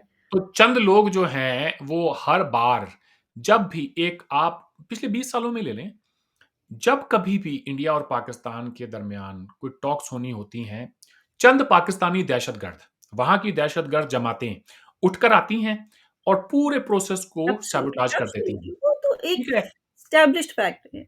अच्छा, अब वही जो तंज़ीमें हैं, अब कोई मुझे ये कहे कि हाँ, रियासत की सरपरस्ती उन्हें हासिल नहीं है, अपने आप में ही ऑपरेट करती, ऐसा नहीं बुllshit। होता। ये बात आप ना ये मैं मेरे आप तो समझती हैं, लेकिन जो मेरे पाकिस्तान के जो दोस्त हैं, जो आपके प्रोग्राम देख रहे होंगे, मैं उनसे ये कहूँगा कि अगर वो खुद से ही ऑपरेट कर रहे थे और उनके ऊपर रियासत का कोई कंट्रोल ही नहीं था, फिर आपने FATF का शिकंजा कसने के बाद सबको एक-एक करके जेल में क्यों डाला? एग्ज़ैक्टली। सब अब आपको याद आ गया कि ये लोग एग्ज़िस्ट करते हैं। हाँ, हाँ, उससे पहले तो वो एक्सिस्ट ही नहीं करते थे, एग्ज़ैक्टली। ठीक है? आपने उनकी ऑर्गनाइज़ेशंस को बैन किया, उनके फाइनेंसेस जो थे, उनको आपने ज़ब्त किया। You did everything that the international community asked you to do, या ठीक है? एग्ज़ैक्टली। तो अब उन लोगों ने जो नुकसान किया, उसकी भरपाई कौन करेगा? आपके बिल्कुल। जो फ़ौज के ही तारिक खोसा साहब ने तो जाके सब कुछ बताया था, उनकी टेस्टिमनी है कि मुंबई के ऊपर कि हमने किया है, सब कुछ किया है, बट देन आज तक चलिए मैं एक छोटा-सा सवाल पूछ लेता हूँ, ज़्यादा ज़्यादा पीछे नहीं जाते हैं hmm, and I will end it there कि हुँ। ये तो आप मानती हैं कि आपका कॉज़ कितना ही नेक क्यों ना हो, when you hijack a civilian aircraft, it oh! Is a worst form of crime, right? जी, जी। तो मौलाना मसूद अज़हर को दुनिया जानती है ना, हमने कैमराज़ की आँखों के सामने उसको कंधार में छोड़ा था। बिल्कुल, बिल्कुल। IC-814 जब प्लेन जी, हाइजैक जी। हुआ दिसंबर 1999 में, तो उसके बाद उसको छोड़ा गया वहाँ पे। उसके बदले में उसको वहाँ छोड़ा गया। तो कौन से वीज़े के तहत पाकिस्तान में दाखिल हुआ था? कौन से हुँ, पासपोर्ट के ऊपर वो आया था पाकिस्तान वापस? और हुँ। वो वापस आया पाकिस्तान, तो क्या उसके ऊपर पाकिस्तान की अदालतों ने कोई मुकदमा चलाया कि या बरखुरदार, तुम तो जो है एक एयरक्राफ्ट को क्या कर हाइजैक रहे थे करने वहाँ? के बदले में छोड़े गए हो। तुम हुँ, वहाँ क्या कर रहे हो भावलपुर में? तुम तो यहाँ आओ। तुम्हें तो तुम्हारी तुम अदालतों के चक्कर लगाओ, कुछ अपनी पेशियाँ हो वहाँ उसकी। क्या ऐसा हुँ, हुआ? नहीं। हुँ, अब आप अमेरिका में हैं, फॉर एग्ज़ाम्पल मैं यहाँ बैठा हूँ न्यूज़ीलैंड में, मैं दुनिया का कोई एयरक्राफ्ट हाइजैक करके और उसके बदले में मुझे छोड़ा जाए, मैं वापस न्यूज़ीलैंड आऊँ, तो क्या यहाँ की हुकूमत मुझसे सवाल नहीं पूछेगी? जी हाँ। कि तुम तुम कर आए क्या रहे थे? हाँ जी? हाँ, कर क्या रहे थे भई? तुम कर हुँ, क्या रहे थे भई? हैं? हुँ, हुँ। तो इस इम्प्यूनिटी के साथ वो बंदा ऑपरेट करता है वहाँ पे एग्ज़ैक्टली, वो और आप 100%। उसके ऊपर इसमें तो FATF का कोई जब आपके ऊपर वो दो राय है ही नहीं। आपको जब वो आपके ऊपर वो शिकंजा कसा जाता है, वो धीरे-धीरे फिर आप उसको जेल में डालते हैं। वो तो हुँ, 2019 का जो पुलवामा अटैक है, उसके बाद में आदिल अहमद डार जो खुदकुश हमलावर था, उसकी तारीफों के पुल बाँध रहा था। उसकी वीडियो हम सबने देखी है, ऑडियो सुनी होगी आपने और ना तो। अब क्यों नहीं करता वो ये काम? राइट। अब उसकी स्पीचेस क्यों नहीं मिलती सुनने को? उसके बयान अब क्यों नहीं मिलते? अब हाफिज़ सईद के बयान क्यों नहीं सुनने को मिलते? बिकॉज़ अब दुनिया जो है वो आपको वो काम करने नहीं देगी। जी हाँ, आई मीन ऑब्वियसली नहीं करने देगी, पीछे-पीछे से तो कर ही रहे हैं ना फिर भी। उसकी उसकी सज़ा भी भुगतेंगे फिर, क्या करें? टेरर ग्लोबल टेरर इंडेक्स देखें, पाकिस्तान दूसरे पायदान पे है। जी हाँ, और फिर देखिए सज़ा सिर्फ़ ये नहीं है, आपका अपना मुल्क जो है वो क्या बन जाता है। आपके अपने मुल्क के हालात देखें ना, इकोनॉमी के हालात देखें, लोगों की टॉलरेंस के हालात देखें, ब्lasphemy के नाम पे कत्ल के हालात देखें, ओवरऑल एक रिग्रेशन जो है सोसाइटी की, उस मतलब ओवरऑल क्योंकि जब आप इस किस्म की चीज़ें करते हैं, तो वो सिर्फ़ बाहर वालों को हार्म नहीं करती, वो सबसे पहले आपको करती हैं, बिल्कुल राइट? करती हैं। तो तो ये तो सोचना चाहिए था ना। अब ये देखिए, मैं एक छोटी-सी एक और अब यहाँ पे बिल्कुल छोटी-छोटी बातें करेंगे ताकि वो ऑडियंस भी बोर ना हो, मेरी साइड से भी कोई लंबी बात हो जाए। अब ये देखें, ये जो साहब हैं आपके डिफेंस मिनिस्टर ख्वाजा आसिफ साहब और बिलावल भुट्टो ज़रदारी, इन दोनों ने स्काई न्यूज़ को इंटरव्यू में कहा, डिफेंस मिनिस्टर ने कहा कि जी हाँ, हमारा एक पास्ट तो है टेररिज्म को लेके and we have been doing this dirty work for जी, द जी, बेस्ट जी। For 30 years. पहले तो यलदा हकीम को कहा, फिर असेंबली में कहा कि ये हमारी सेकंड लाइन ऑफ डिफेंस हैं। आप देख लें। और फिर बिलावल भुट्टो ज़रदारी भी ये बात कहे अलोंग दीज़ लाइन्स, उन्होंने भी कहा, हाँ, ठीक है, हमने ये किया है। तो सबाहत साहिबा, एक सवाल तो पूछा जाए रियासत से। अगर मैं कोई बंदा होता, मैं कोई एक रिट कोई फ़ाइल करता सुप्रीम कोर्ट में, एक कोई एप्लीकेशन लगाता और कहता कि ये रियासत के नुमाइंदे हैं, इस वक़्त हुकूमत में हैं और ये कह रहे हैं कि हमारी रियासत ने टेरर को प्रमोट किया है इस रीजन में, दूसरे मुल्कों के कहने पे। तो कोई बंदा जाके पूछे, इनका गिरेबान पकड़े और इनसे पूछे कि तुम्हें तो हमारे हाथों में किताबें देनी थी, तुमने तो हमें रोटी देनी थी, रोज़गार देना था, तुमने बंदूकें क्यों दी? तुमने बंदूकें दी, तो तुमने इस पूरे खित्ते को आज पिछले 50 साल से जब बंदूकें तुमने पहली मर्तबा थमाई, तब से लेकर आज तक वो बच्चे बंदूकें लेकर ही फिर रहे हैं। तो उसकी उसकी सज़ा किसको मिलनी चाहिए? एक आपका कोई जर्नैल बताएँ। जब वो बेचारा रिटायर हो जाता है ना, फिर तो वो फुटबॉल की तरह है, उसको इधर से कोई जर्नलिस्ट गोल उसको लात मारता है, कभी कोई मारता है। अब जनरल बाजवा को जो मर्ज़ी कहो, अब वो है नहीं पावर में। जिस दिन नासिम मुनीर भी नहीं है, राइट, उस दिन लोग बहुत क्रिटिसाइज़ करेंगे। जी, अब लेकिन जो जनरल डंडे के फैज़ भी साथ हाँ, दो डंडे के साथ में जब ऑपरेट कर रहे होते हैं with impunity, then nobody says it. आज ये सारी चीज़ें जो हो रही हैं, आई सद अफ़सोस, ये नहीं होनी चाहिए। मैं कोई यहाँ पे हिंदुस्तान की साइड लेने नहीं बैठा हूँ। हमारे अंदर भी बहुत सारे इश्यूज़ हैं, जिनके ऊपर मैं बाहैसियत एक हिंदुस्तानी, एक इंसान होने के शर्मसार हूँ। लिटरली हमारे यहाँ जो कम्युनलिज़्म है इस वक़्त और हमारे मीडिया का जो रोल है, मैं उसको किसी भी प्लेटफ़ॉर्म पे, दुनिया में कहीं पर भी, इर्रिस्पेक्टिव ऑफ, आपने सवाल भी नहीं पूछा, मैं फिर भी कह रहा हूँ अपनी ओर से, मैं उसको जस्टिफ़ाई नहीं कर सकता। सम वुड से अरविंद तुमसे पूछा ही नहीं था, तो तब भी तुमने क्यों कहा? Because I feel that it needs to be said. मैं क्यों इंतज़ार करूँ कि कोई मुझसे पूछेगा तब कहूँगा मैं, वरना अदरवाइज़ आई विल से मुझसे पूछा ही नहीं जी, मैं क्यों कहूँ? मैं क्यों बात करता? मैं खुद कह रहा हूँ। वो रोल हमारा जो है वो ठीक नहीं है। But at the same time अगर मैं ये भी कहता चलूँ with my hand on my heart, आज पाकिस्तान की हुकूमत एक सिंसियर एफर्ट करे कि यार हमें हिंदुस्तान से अपने तमाम मामलात को ठीक करना है और क्या हिंदुस्तान हमें जो है एक मौका देगा? मैं आपसे ये वादा करता हूँ पाकिस्तान की एस्टेब्लिशमेंट से, पाकिस्तान के सारे आवाम से कि वो यूँ हो जाएगा चुटकियों में। लेकिन वो एफर्ट जो है that should be in all sincerity. उसके बाद कोई गुंजाइश नहीं बचनी चाहिए कि देखिए आप जो हैं ये कहें कि जी मैं इसने कर दिया, उसने कर दिया। मैं ये बताऊँ कहाँ से शुरुआत हो सकती है इसकी। आप पहला काम ये करें, अपनी टेक्स्ट बुक्स में से इमरान खान ने तो कहा था ना ये गांधी का, नेहरू का इंडिया नहीं है, ये आरएसएस का, मोदी का इंडिया है। 7th ऑफ अगस्त 2019 की उनकी स्पीच है पार्लियामेंट में। कोई पूछे गांधी नेहरू के इंडिया को तुमने जंगों के सिवाय क्या दिया था कमबख्तों? एग्ज़ैक्टली, जब भी ये पाकिस्तानी लिबरल्स ये कहते हैं तो मुझे बहुत हँसी आती है कि जैसे गांधी, नेहरू के इंडिया को आप तब बड़ा अच्छा कह रहे थे, तब भी आपके व यही ख़्यालात थे इंडिया के बारे में जो आज हैं। मोदी अब साहब बीजेपी आ जी, गए तो आपके लिए ईज़ी हो गया, कन्वीनिएंट हो आज गया है गांधी, जी, जी, नेहरू जी। को रोमांटिसाइज़ करना। आज सारे लिबरल्स कहते हैं वाजपेयी साहब बड़े अच्छे थे जी। पाकिस्तान आए थे, हमने कारगिल कर दिया। तो कल को जब मोदी को रिप्लेस करके योगी आ जाएँगे, कल को हो सकता है, यू नेवर नो, हैं, ठीक है? तो फिर लोग कहेंगे यार मोदी साहब बड़े अच्छे थे, लाहौर आए थे शादी में नवाज़ शरीफ साहब के, पीछे से हमने ना पठानकोट कर दिया। उसके बाद हमने उड़ी कर दिया, पुलवामा कर दिया, पहलगाम कर दिया। क्या करता वो? उसने भी अपने अवाम को जवाब देना था। वो चुन के इसी मैंडेट के ऊपर आया है, national security is one of the key issues there in that country. उसके ऊपर भी प्रेशर था। तो मैं ये कह रहा हूँ कि वो वक़्त आए, उससे पहले एक मिड कोर्स करेक्शन करने की ज़रूरत है। इस खित्ते में बदमाश का किरदार अगर किसी ने अदा किया है, इन पिछले 78 सालों में, वो पाकिस्तान ने किया है। हाँ जी, और यहाँ अब तक इंडिया-पाकिस्तान और का अब इसका इंडिया ताल्लुक है, वो पाकिस्तान तो हाँ, हाँ, बिल्कुल हाँ। ऐसे है। हाँ इंडिया जी। पाकिस्तान और क्या पाकिस्तान अफ़गानिस्तान के अंदर भी अब पाकिस्तान ने ही किया हाँ, है। पाक लेकिन मेरा मतलब है कि अगर इंडिया जहाँ पर इन्वॉल्व्ड है, उसमें इंडिया-पाकिस्तान के ताल्लुकात में तो बदमाश का रोल बिल्कुल पाकिस्तान का है, किया है, 100%। ठीक है? जी हाँ, तो हाँ जी, मैं ये कह रहा हूँ कि तो इस खित्ते में बदमाश का किरदार जो है वो पाकिस्तान ने अदा किया है। अब ये है कि जैसे आप हैं ना, आपको अपने जैसे ही बंदे टकर गए हैं अब सामने। पहले आपको बिल्कुल ठीक है। अच्छे-अच्छे सॉफ्ट किस्म के से ना, आप इस्लामिस्ट बनते चले गए, आपको सामने बिल्कुल, सेक्युलर मिलते रहे। एग्ज़ैक्टली ये आप तो आप मज़हब के नाम पे जिहाद करते रहे, वो अमन की बात करते रहे, मगर ये रिएक्शन जो है, ये जी हाँ, तो बिल्कुल। देर-सवेर आना ही था।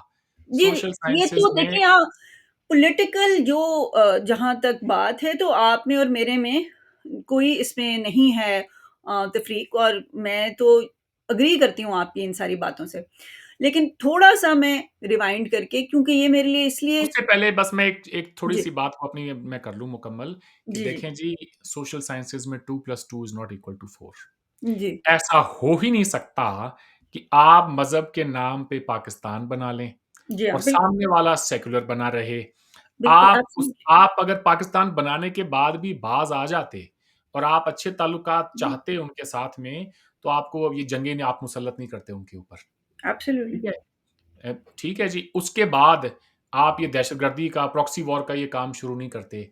आप अपना स्टॉक टेक करें कि आपकी रियासत की जो 50 सालाना पॉलिसी है, उसकी वजह से एक तो पाकिस्तान का पासपोर्ट दुनिया में कहाँ है खड़ा है?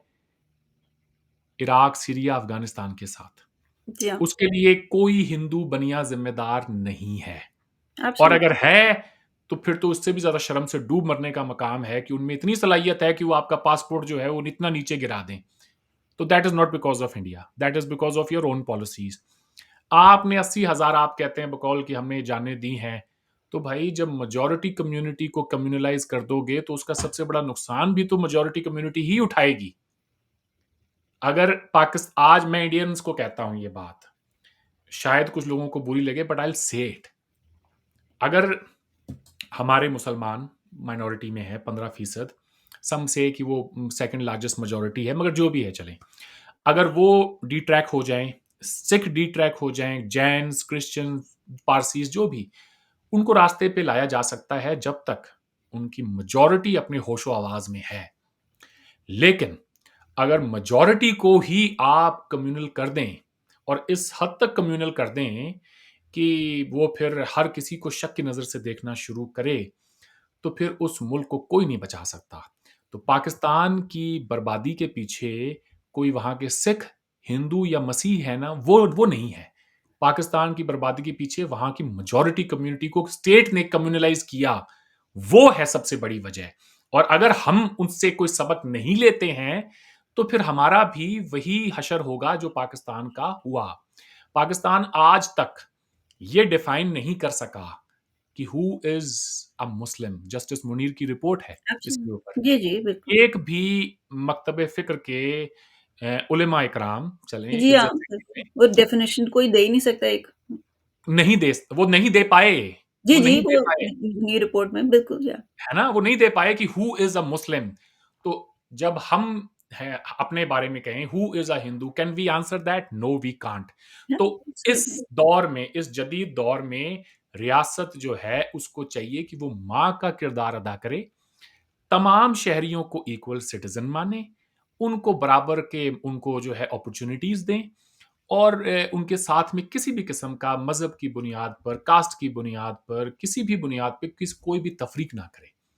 पाकिस्तान 2-3 चीज़ें कर लें, एक तो टेक्स्ट बुक्स में से एंटी इंडिया जो भी बातें हैं वो निकाले। पाकिस्तान एक 98% मुस्लिम मुल्क है।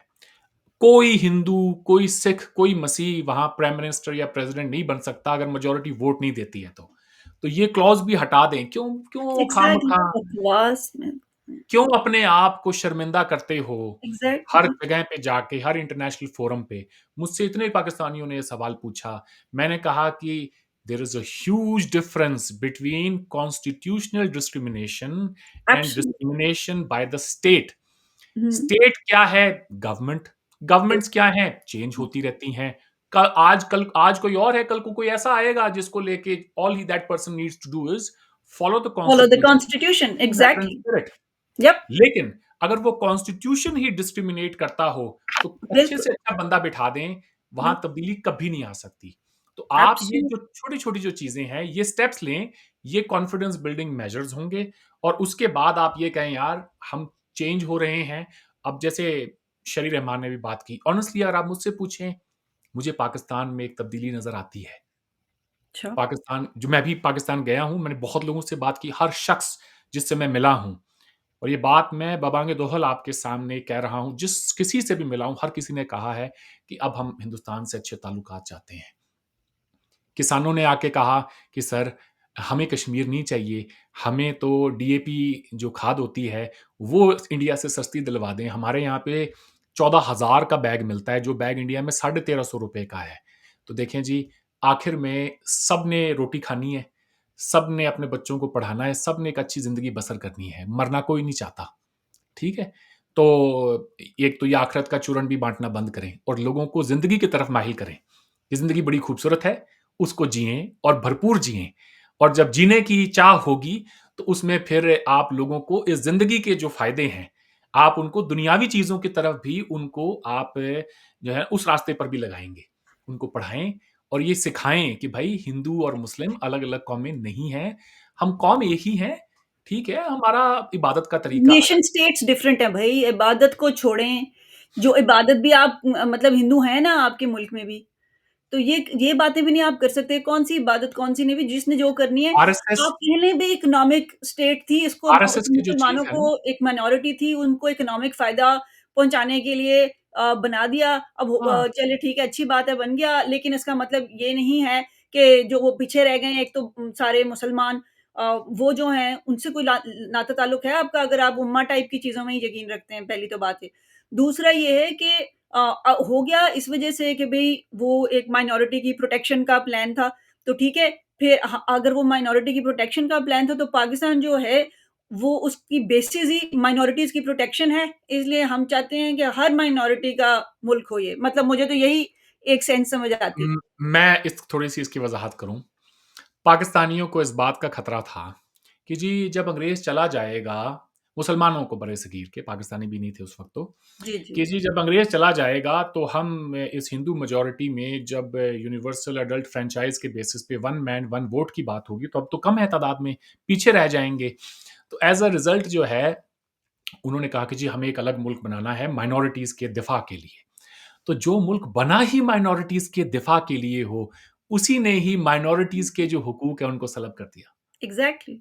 ठीक है? दैट इज़ व्हाट आपको तो कहना पाकिस्तान चाहिए नीड्स टू था कि ब्रांड इटसेल्फ हियर। आपको तो कहना चाहिए था कि हमें डर है कि ये जो गंगा-जमुनी तहज़ीब, हिंदुस्तान उसको शायद उसके अंदर हिंदू जो हैं वो ऑनर नहीं करेंगे, जो हम हज़ारों सालों से साथ में रहते आए हैं। तो फिर आपको वो मॉडल मुल्क बनना चाहिए था, जिसमें एब्सोल्यूटली, कि आप हमें बताते कि जिस गंगा-जमुनी तहज़ीब का हमें खदशा था कि इंडिया में प्रिवेल नहीं करती अंग्रेज़ के चले जाने के बाद, देखो वो हमारे यहाँ पे फल-फूल रही है। और एग्ज़ैक्टली, अगर ऐसा हो रहा होता तो मैं ये कहता कि भई मुझे पाकिस्तान जाना है, वहाँ रहना है क्योंकि वहाँ पे एग्ज़ैक्टली, वो बिल्कुल। गंगा-जमुनी मॉडल जो है तहज़ीब का, वहाँ पे वो जी, प्रिवेल करता है। एग्ज़ैक्टली, बदकिस्मती से उसका बिल्कुल ऑपोज़िट हुआ है। बिल्कुल, बिल्कुल आरएसएस ऐसा के ऊपर इतनी तनकीद होती है, आरएसएस के चीफ मोहन भागवत साहब ने एक बात कही कि हिंदुस्तान और हिंदू मज़हब जो है, हिंदू धर्म जो है, वो इस्लाम और मुसलमानों के बगैर अधूरा है। अच्छा, ये बात मोहन भागवत ने कही, ये कब आरएसएस की के जो थी? चीफ हैं। अभी 2-3 2 ढाई साल पहले की बात होगी, अच्छा, ठीक है? उनकी स्पीच है, आप जाके ढूँढ लीजिएगा, आपको मिल देखेंगे। जाएगी। हुँ, हुँ, क्या जमात-ए-इस्लामी ये बात कह सकती है कि पाकिस्तान हिंदुओं के बगैर अधूरा है? मज़ा हुँ, ना आ जाए? हुँ, हाँ जी। दुरुस्त।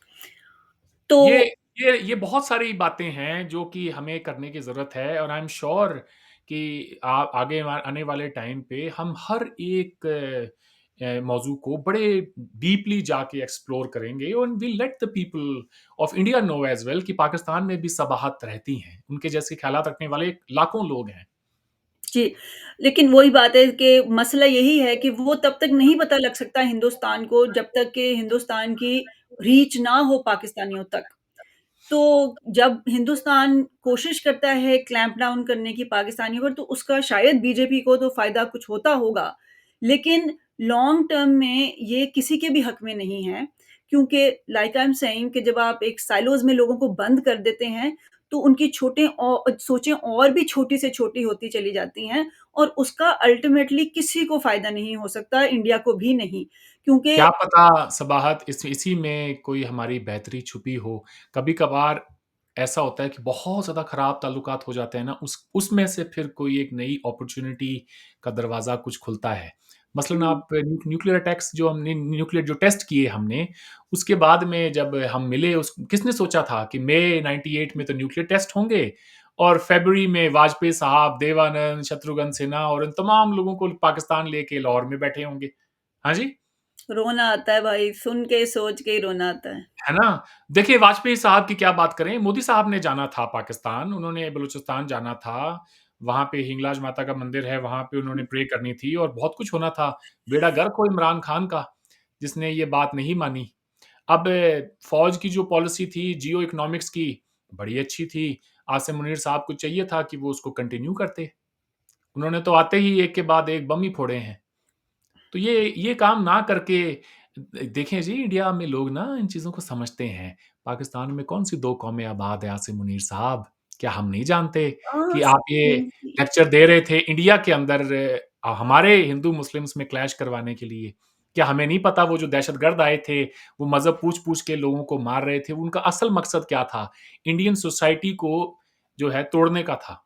They failed at it. Actually मैं ये भी नहीं समझती, मेरा कम से कम ये अंडरस्टैंडिंग नहीं है उस स्पीच की, मेरी तो ये अंडरस्टैंडिंग है कि ये अल्लाह माफ़ करे मैंने पाकिस्तान वापस जाना है मुझे मैं चीज़ें कुछ कह दूँ तो मुझे फिर ये भी मेरे माँ-बाप वहाँ रहते। लेकिन बहरहाल जो मुझे नज़र आता है वो ये है कि जो आसमा जहांगीर का जो मशहूर अक़वाले ज़र्रीन जो है, वो ये है कि ये एफ़ए पास डफ़र हैं। तो वो जो सारी स्पीच है वो एक एफ़ए पास डफ़र की स्पीच है बेसिकली कि जिसने मुताला पाकिस्तान से आगे कुछ पढ़ा नहीं है, वहाँ वो सारा मुताला पाकिस्तान जो है वो रिगर्जिटेट है किया हुआ उसमें, आपने तो पढ़ा नहीं ना तो आपको अंदाज़ा नहीं हो सकता कि मैंने वो पढ़ा है। ओके।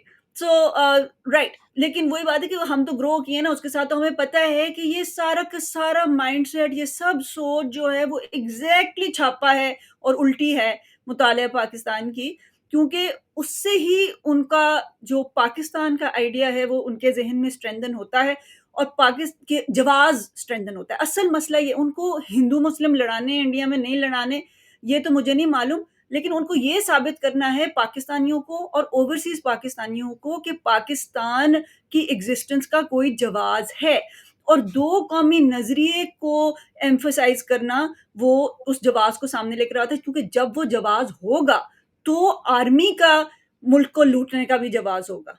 तो असल तो आर्मी के मुल्क के लूटने का मसला है ना सारा। देखें आप जर्नैलों की बात करती हैं, हमारे यहाँ पर भी जर्नैलों पर बड़ा क्रिटिसिज़्म होता है। लेकिन मैं थोड़ा-सा ना जर्नैलों से हट के थोड़ी-सी अगर बात करूँ, चलें उनके तो डीपली एंट्रेंच्ड उनके तो उनके ज़ाती मफ़ादात हैं पाकिस्तान के अंदर, या बिल्कुल, इट्स ठीक ऑल है? About that. एग्ज़ैक्टली, उनके तो फाइनेंशियल इंटरेस्ट्स हैं, एग्ज़ैक्टली। तो वो तो उनको तो हर शख्स प्रोटेक्ट करता है।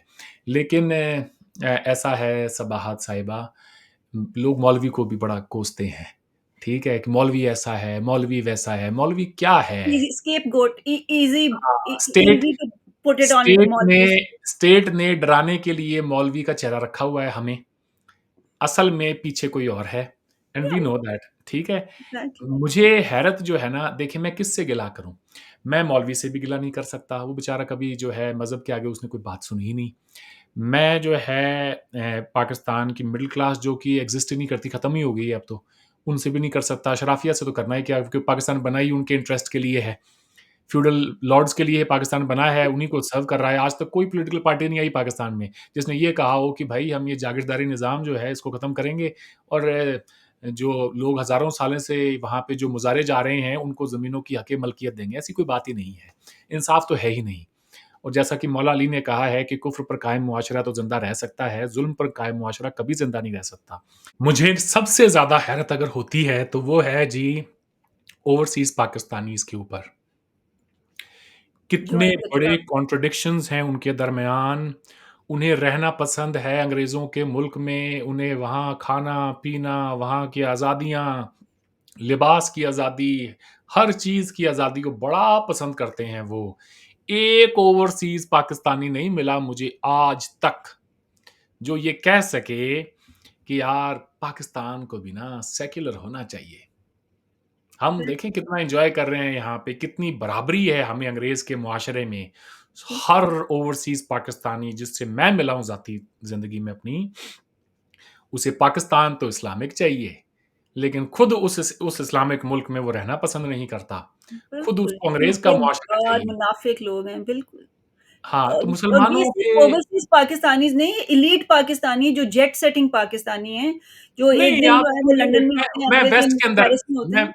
मैं जी उनकी तो मैं वो जो रेवड़, sorry to use this word, जो अरब मुल्कों में पड़ा है, मैं उसकी तो बेचारे की मैं वो तो किसी गिनती में नहीं आते। नहीं, उनकी तो मैं भी ठीक बात है? नहीं कर रही उनकी ना। तो मैं बात ही नहीं कर रहा। मैं बात कर रहा हूँ कि जो गोरों के मुल्कों में रहते हैं, जी, जी। Those who are doing well for themselves, जी, जी। कभी उनको नहीं सुनेंगे। उनके पीटीआई, पीएमएलएन, पीपीपी, उनकी अपनी जमातें बनाई हुई उन्होंने वहीं पर ही, और उस उन्हीं पाकिस्तान की सियासत करते हैं वो वहाँ बैठ के, but they none of them have the courage to say that integrity, या Pakistan should also be a secular state. Absolutely जी, और फिर रहा 100%। सवाल, देखें ये ना जो आप कह रही थी ना कि जी मैंने पाकिस्तान जाना भी है, ऐसी कोई बात नहीं है। मैं ये बातें 10 साल हो गए करते हुए मुझे ऑन कैमरा। जो प्रोग्राम देख रहे होते हैं ना आपके जर्नैल भी, उनको पता होता है, they can look into the eyes of the person. उनको ये पता होता है कि इसका कोई एजेंडा है या फिर ये कोई वेल मीनिंग पर्सन है। क्या ये हमारा अच्छा सोचता है? नहीं, मेरे मुझे कभी किसी ने परेशान नहीं किया। आप तो इसलिए बड़ा कि क्रेडिट दे रहे हैं उनको फिर। मुझे नहीं किया। अब मैं क्यों कहूँ, मैं क्रेडिट दूँ या ना दूँ उसको तो साइड में करे। मैं तो ये बातें जो मैं आपको यहाँ कह रहा हूँ, मैंने यही बातें पाकिस्तान के अंदर बैठ के की हैं। प्रोबेबली द ओनली इंडियन जिसको उन्होंने बर्दाश्त किया। वजह उसकी ये है शायद कि I consider myself a well wisher of those people. हमदर्द समझता हूँ उनको अपना। और वो जब कभी उनसे बात होती भी है तो वो कहते हैं, "बेटा तुम जब कुछ कहते हो ना तो हमें बुरा नहीं लगता, क्योंकि हमें पता ये है भी कि उनकी तुम।" अपनी कॉन्ट्रडिक्शंस भी कमाल हैं बाय द वे, ये बात बड़ी दुरुस्त हाँ, है। बिल्कुल, बिल्कुल अ, है। ये जी, जी। कमाल है कि अगर आप जो हैं वो मेरा तो कोई ऑनेस्टली कोई बहुत ज़्यादा नाता ताल्लुक नहीं रहा, बहुत ही एब्स्ट्रैक्ट तरीकों से अगर कभी हुआ है। और मुझ यही है उनका कि जी मुझे यही लोग कहते हैं कि अगर आप तमीज़ से बात करें तो वो माइंड नहीं करते। ऐसा ही है, ऐसा ही है। नहीं या माइंड करते। मैं तो देखें एज़ एन इंडियन ये बात कह सकता हूँ जी, कि जो मुझे कभी परेशान नहीं किया, कभी भी नहीं, नॉट नॉट इवन वन्स। अच्छा। वो ये है कि उनको ये पता होता है कि इसके पीछे कोई एजेंडा है या नहीं है। अब दुनिया में वो लोग मर तो नहीं गए ना सारे जिनकी अपनी सोच भी हो। उनको ये भी वो पता है कि भाई कुछ लोग होते हैं जो देखिए पागल होते अ, हैं, अपनी बात करते हैं अपने दिल की, जहाँ मौका मिलता है वो बात कह देते हैं। अरविंद, ये भी बड़ा एक फ़ैसिनेटिंग है और ये भी उसी का ही एक शाखसाना है कि Pakistanis have absolute fascination with India and Indians. Oh yeah, अगर Indians are कोई also fascinated with Pakistan. Let me also tell you this. I'm sure, yeah, but मुझे, एक मैं तो तो मैं पाकिस्तान की बैठूँगा बात आपके कर सामने। सकती हूँ। जी, जी। वही मोहब्बत है, मोहब्बत, और मोहब्बत में ही नफ़रत भी वो ही होती है ना जो जिस इंटेंसिटी की ऐसा ही है, ठीक है ना? ऐसा ही तो जब जज़्बात का जो है वो ये लेवल हो, आई मीन ऑनेस्टली मुझे तो ऐसे लगता है ये जो कॉन्फ्लिक्ट वाला सारा सीन था और जो ट्विटर पे आप देख रहे हैं, ये तो मुझे तो ऐसे लगता है ना कि जैसे ऑनेस्टली एक बंध बंधा होता है किसी चीज़ के ऊपर, पर फिर यूँ करके वो खुलता है ना, तो वो सारे जज़्बात जो हैं वो असल में मिले-जुले हैं, मोहब्बत के भी उसमें शामिल हैं। वो जो आपकी एक्स के साथ अपनी लड़ाई होती है या अपने ख़ानदान के साथ जो आपकी 2 भाई की जब फ़ॉल आउट होती है, तो जो उनकी लड़ाई होती है, उसका तो कोई मुकाबला नहीं हो सकता किसी एक रैंडम शख्स के साथ जो आपकी लड़ाई होती है, क्योंकि उसमें जो रूट्स हैं, जो गहराई है, मसला तो सारा है, ये पागलपन है, ये सारा मतलब असल में तो जिसको कहते हैं ना get a room, I mean what India Pakistan need is just to needs to fucking get a get a room. Room. बहुत खूब। जी, जी, जी। सो वो तो है। अब अगर थोड़ा-सा मैं 1-2 बातें कर लूँ जो कि आपने की थी उसके हवाले से, तो फिर हम जो है वो थोड़ा-सा, क्योंकि हम हमारी कन्वर्सेशन बड़ी इंटरेस्टिंग है। आपने कहा कि मीनार-ए-पाकिस्तान की सफाई की जब वाजपेयी साहब आए उसके बाद, और जमात-ए-इस्लामी का जो एजेंडा और हुँ, रिएक्शन है। तो देखिए, अगर हमने इसी किस्म के लोगों की एग्ज़ाम्पल लेनी है, तो 1991 में जब शिवसेना ने जो है वो वानखेड़े स्टेडियम की पिच जो है वो डिग अप कर दी इंडिया पाकिस्तान के टेस्ट क्रिकेट मैच के दौरान। 1999 में हुई थी ये 91 In फिरोज़ शाह October कोतवाल में। 1991, in order to stop a scheduled India-Pakistan Test ji. cricket match, Shinde, along with a few party workers of Shiv Sena, vandalized the pitch of Wankhede Stadium. By digging and pouring हाँ, तो engine उसको oil, the pitch ji, was जी, जी, मैं rendered ये कह रहा useless हूँ to कि play and Shaba led to the Shabaz cancellation of the साहिबा, series. देखें, मैं ये कह रहा हूँ कि ये हॉस्टिलिटीज़ की जो शुरुआत है, ये हिंदुस्तान ने नहीं की है। ये एक वो रिएक्शन सही है, है, दुरुस्त, मगर मैं एक आपको रिएक्शन। ये कहने की कोशिश कर रही हूँ कि बहरहाल 91 में क्यों हुआ? सवाल ये भी उठता है ना, क्योंकि जी। 89 के अंदर कश्मीर में पाकिस्तान ने जिहाद शुरू कर दिया था। जी हाँ, दुरुस्त है। आई एग्री विद यू कि ऑब्वियसली एक्शन रिएक्शन है, और एक्शन जो है वो पाकिस्तान की जानिब से ही होता रहा है। ये बात तो आप और मैं बिल्कुल एग्री करते हैं। वो फिर रिएक्शन तो आपने मैं कह रहा हूँ ना, I am accepting it, all those things जी, जो रिएक्शन के तौर पे हिंदुस्तान में हुई हैं, वो आप ना भी कहती तो भी मैं एक्सेप्ट करता हूँ। जी। सवाल ये है कि एक्शन बंद होगा तो रिएक्शन खुद ब खुद बंद हो जाएगा। बिल्कुल किसी ने उम्मीद मुझसे तो यही पूछा है। पाकिस्तान हम में ना कि अमन कैसे आएगा इस बड़े-सगीर में?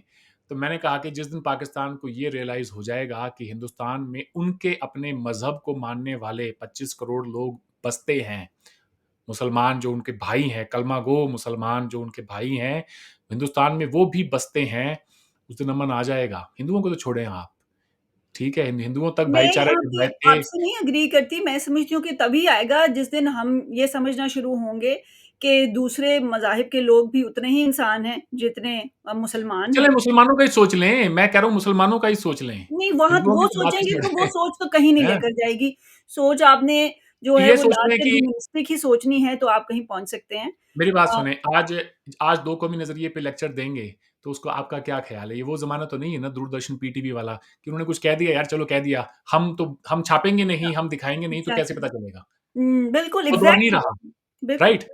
तो या फिर ये स्पीचेज़ जो दी जाती है ना, ये देने से पहले सोच लें कोई ये वैसे ही है जैसे इंडिया से कोई लीडर बैठ के कहे कि हम जी पाकिस्तान के हिंदुओं को ये कहना चाहते हैं कि तुम ये कभी मत भूलना कि तुम हिंदुस्तानी हो, तुम पाकिस्तानी नहीं हो।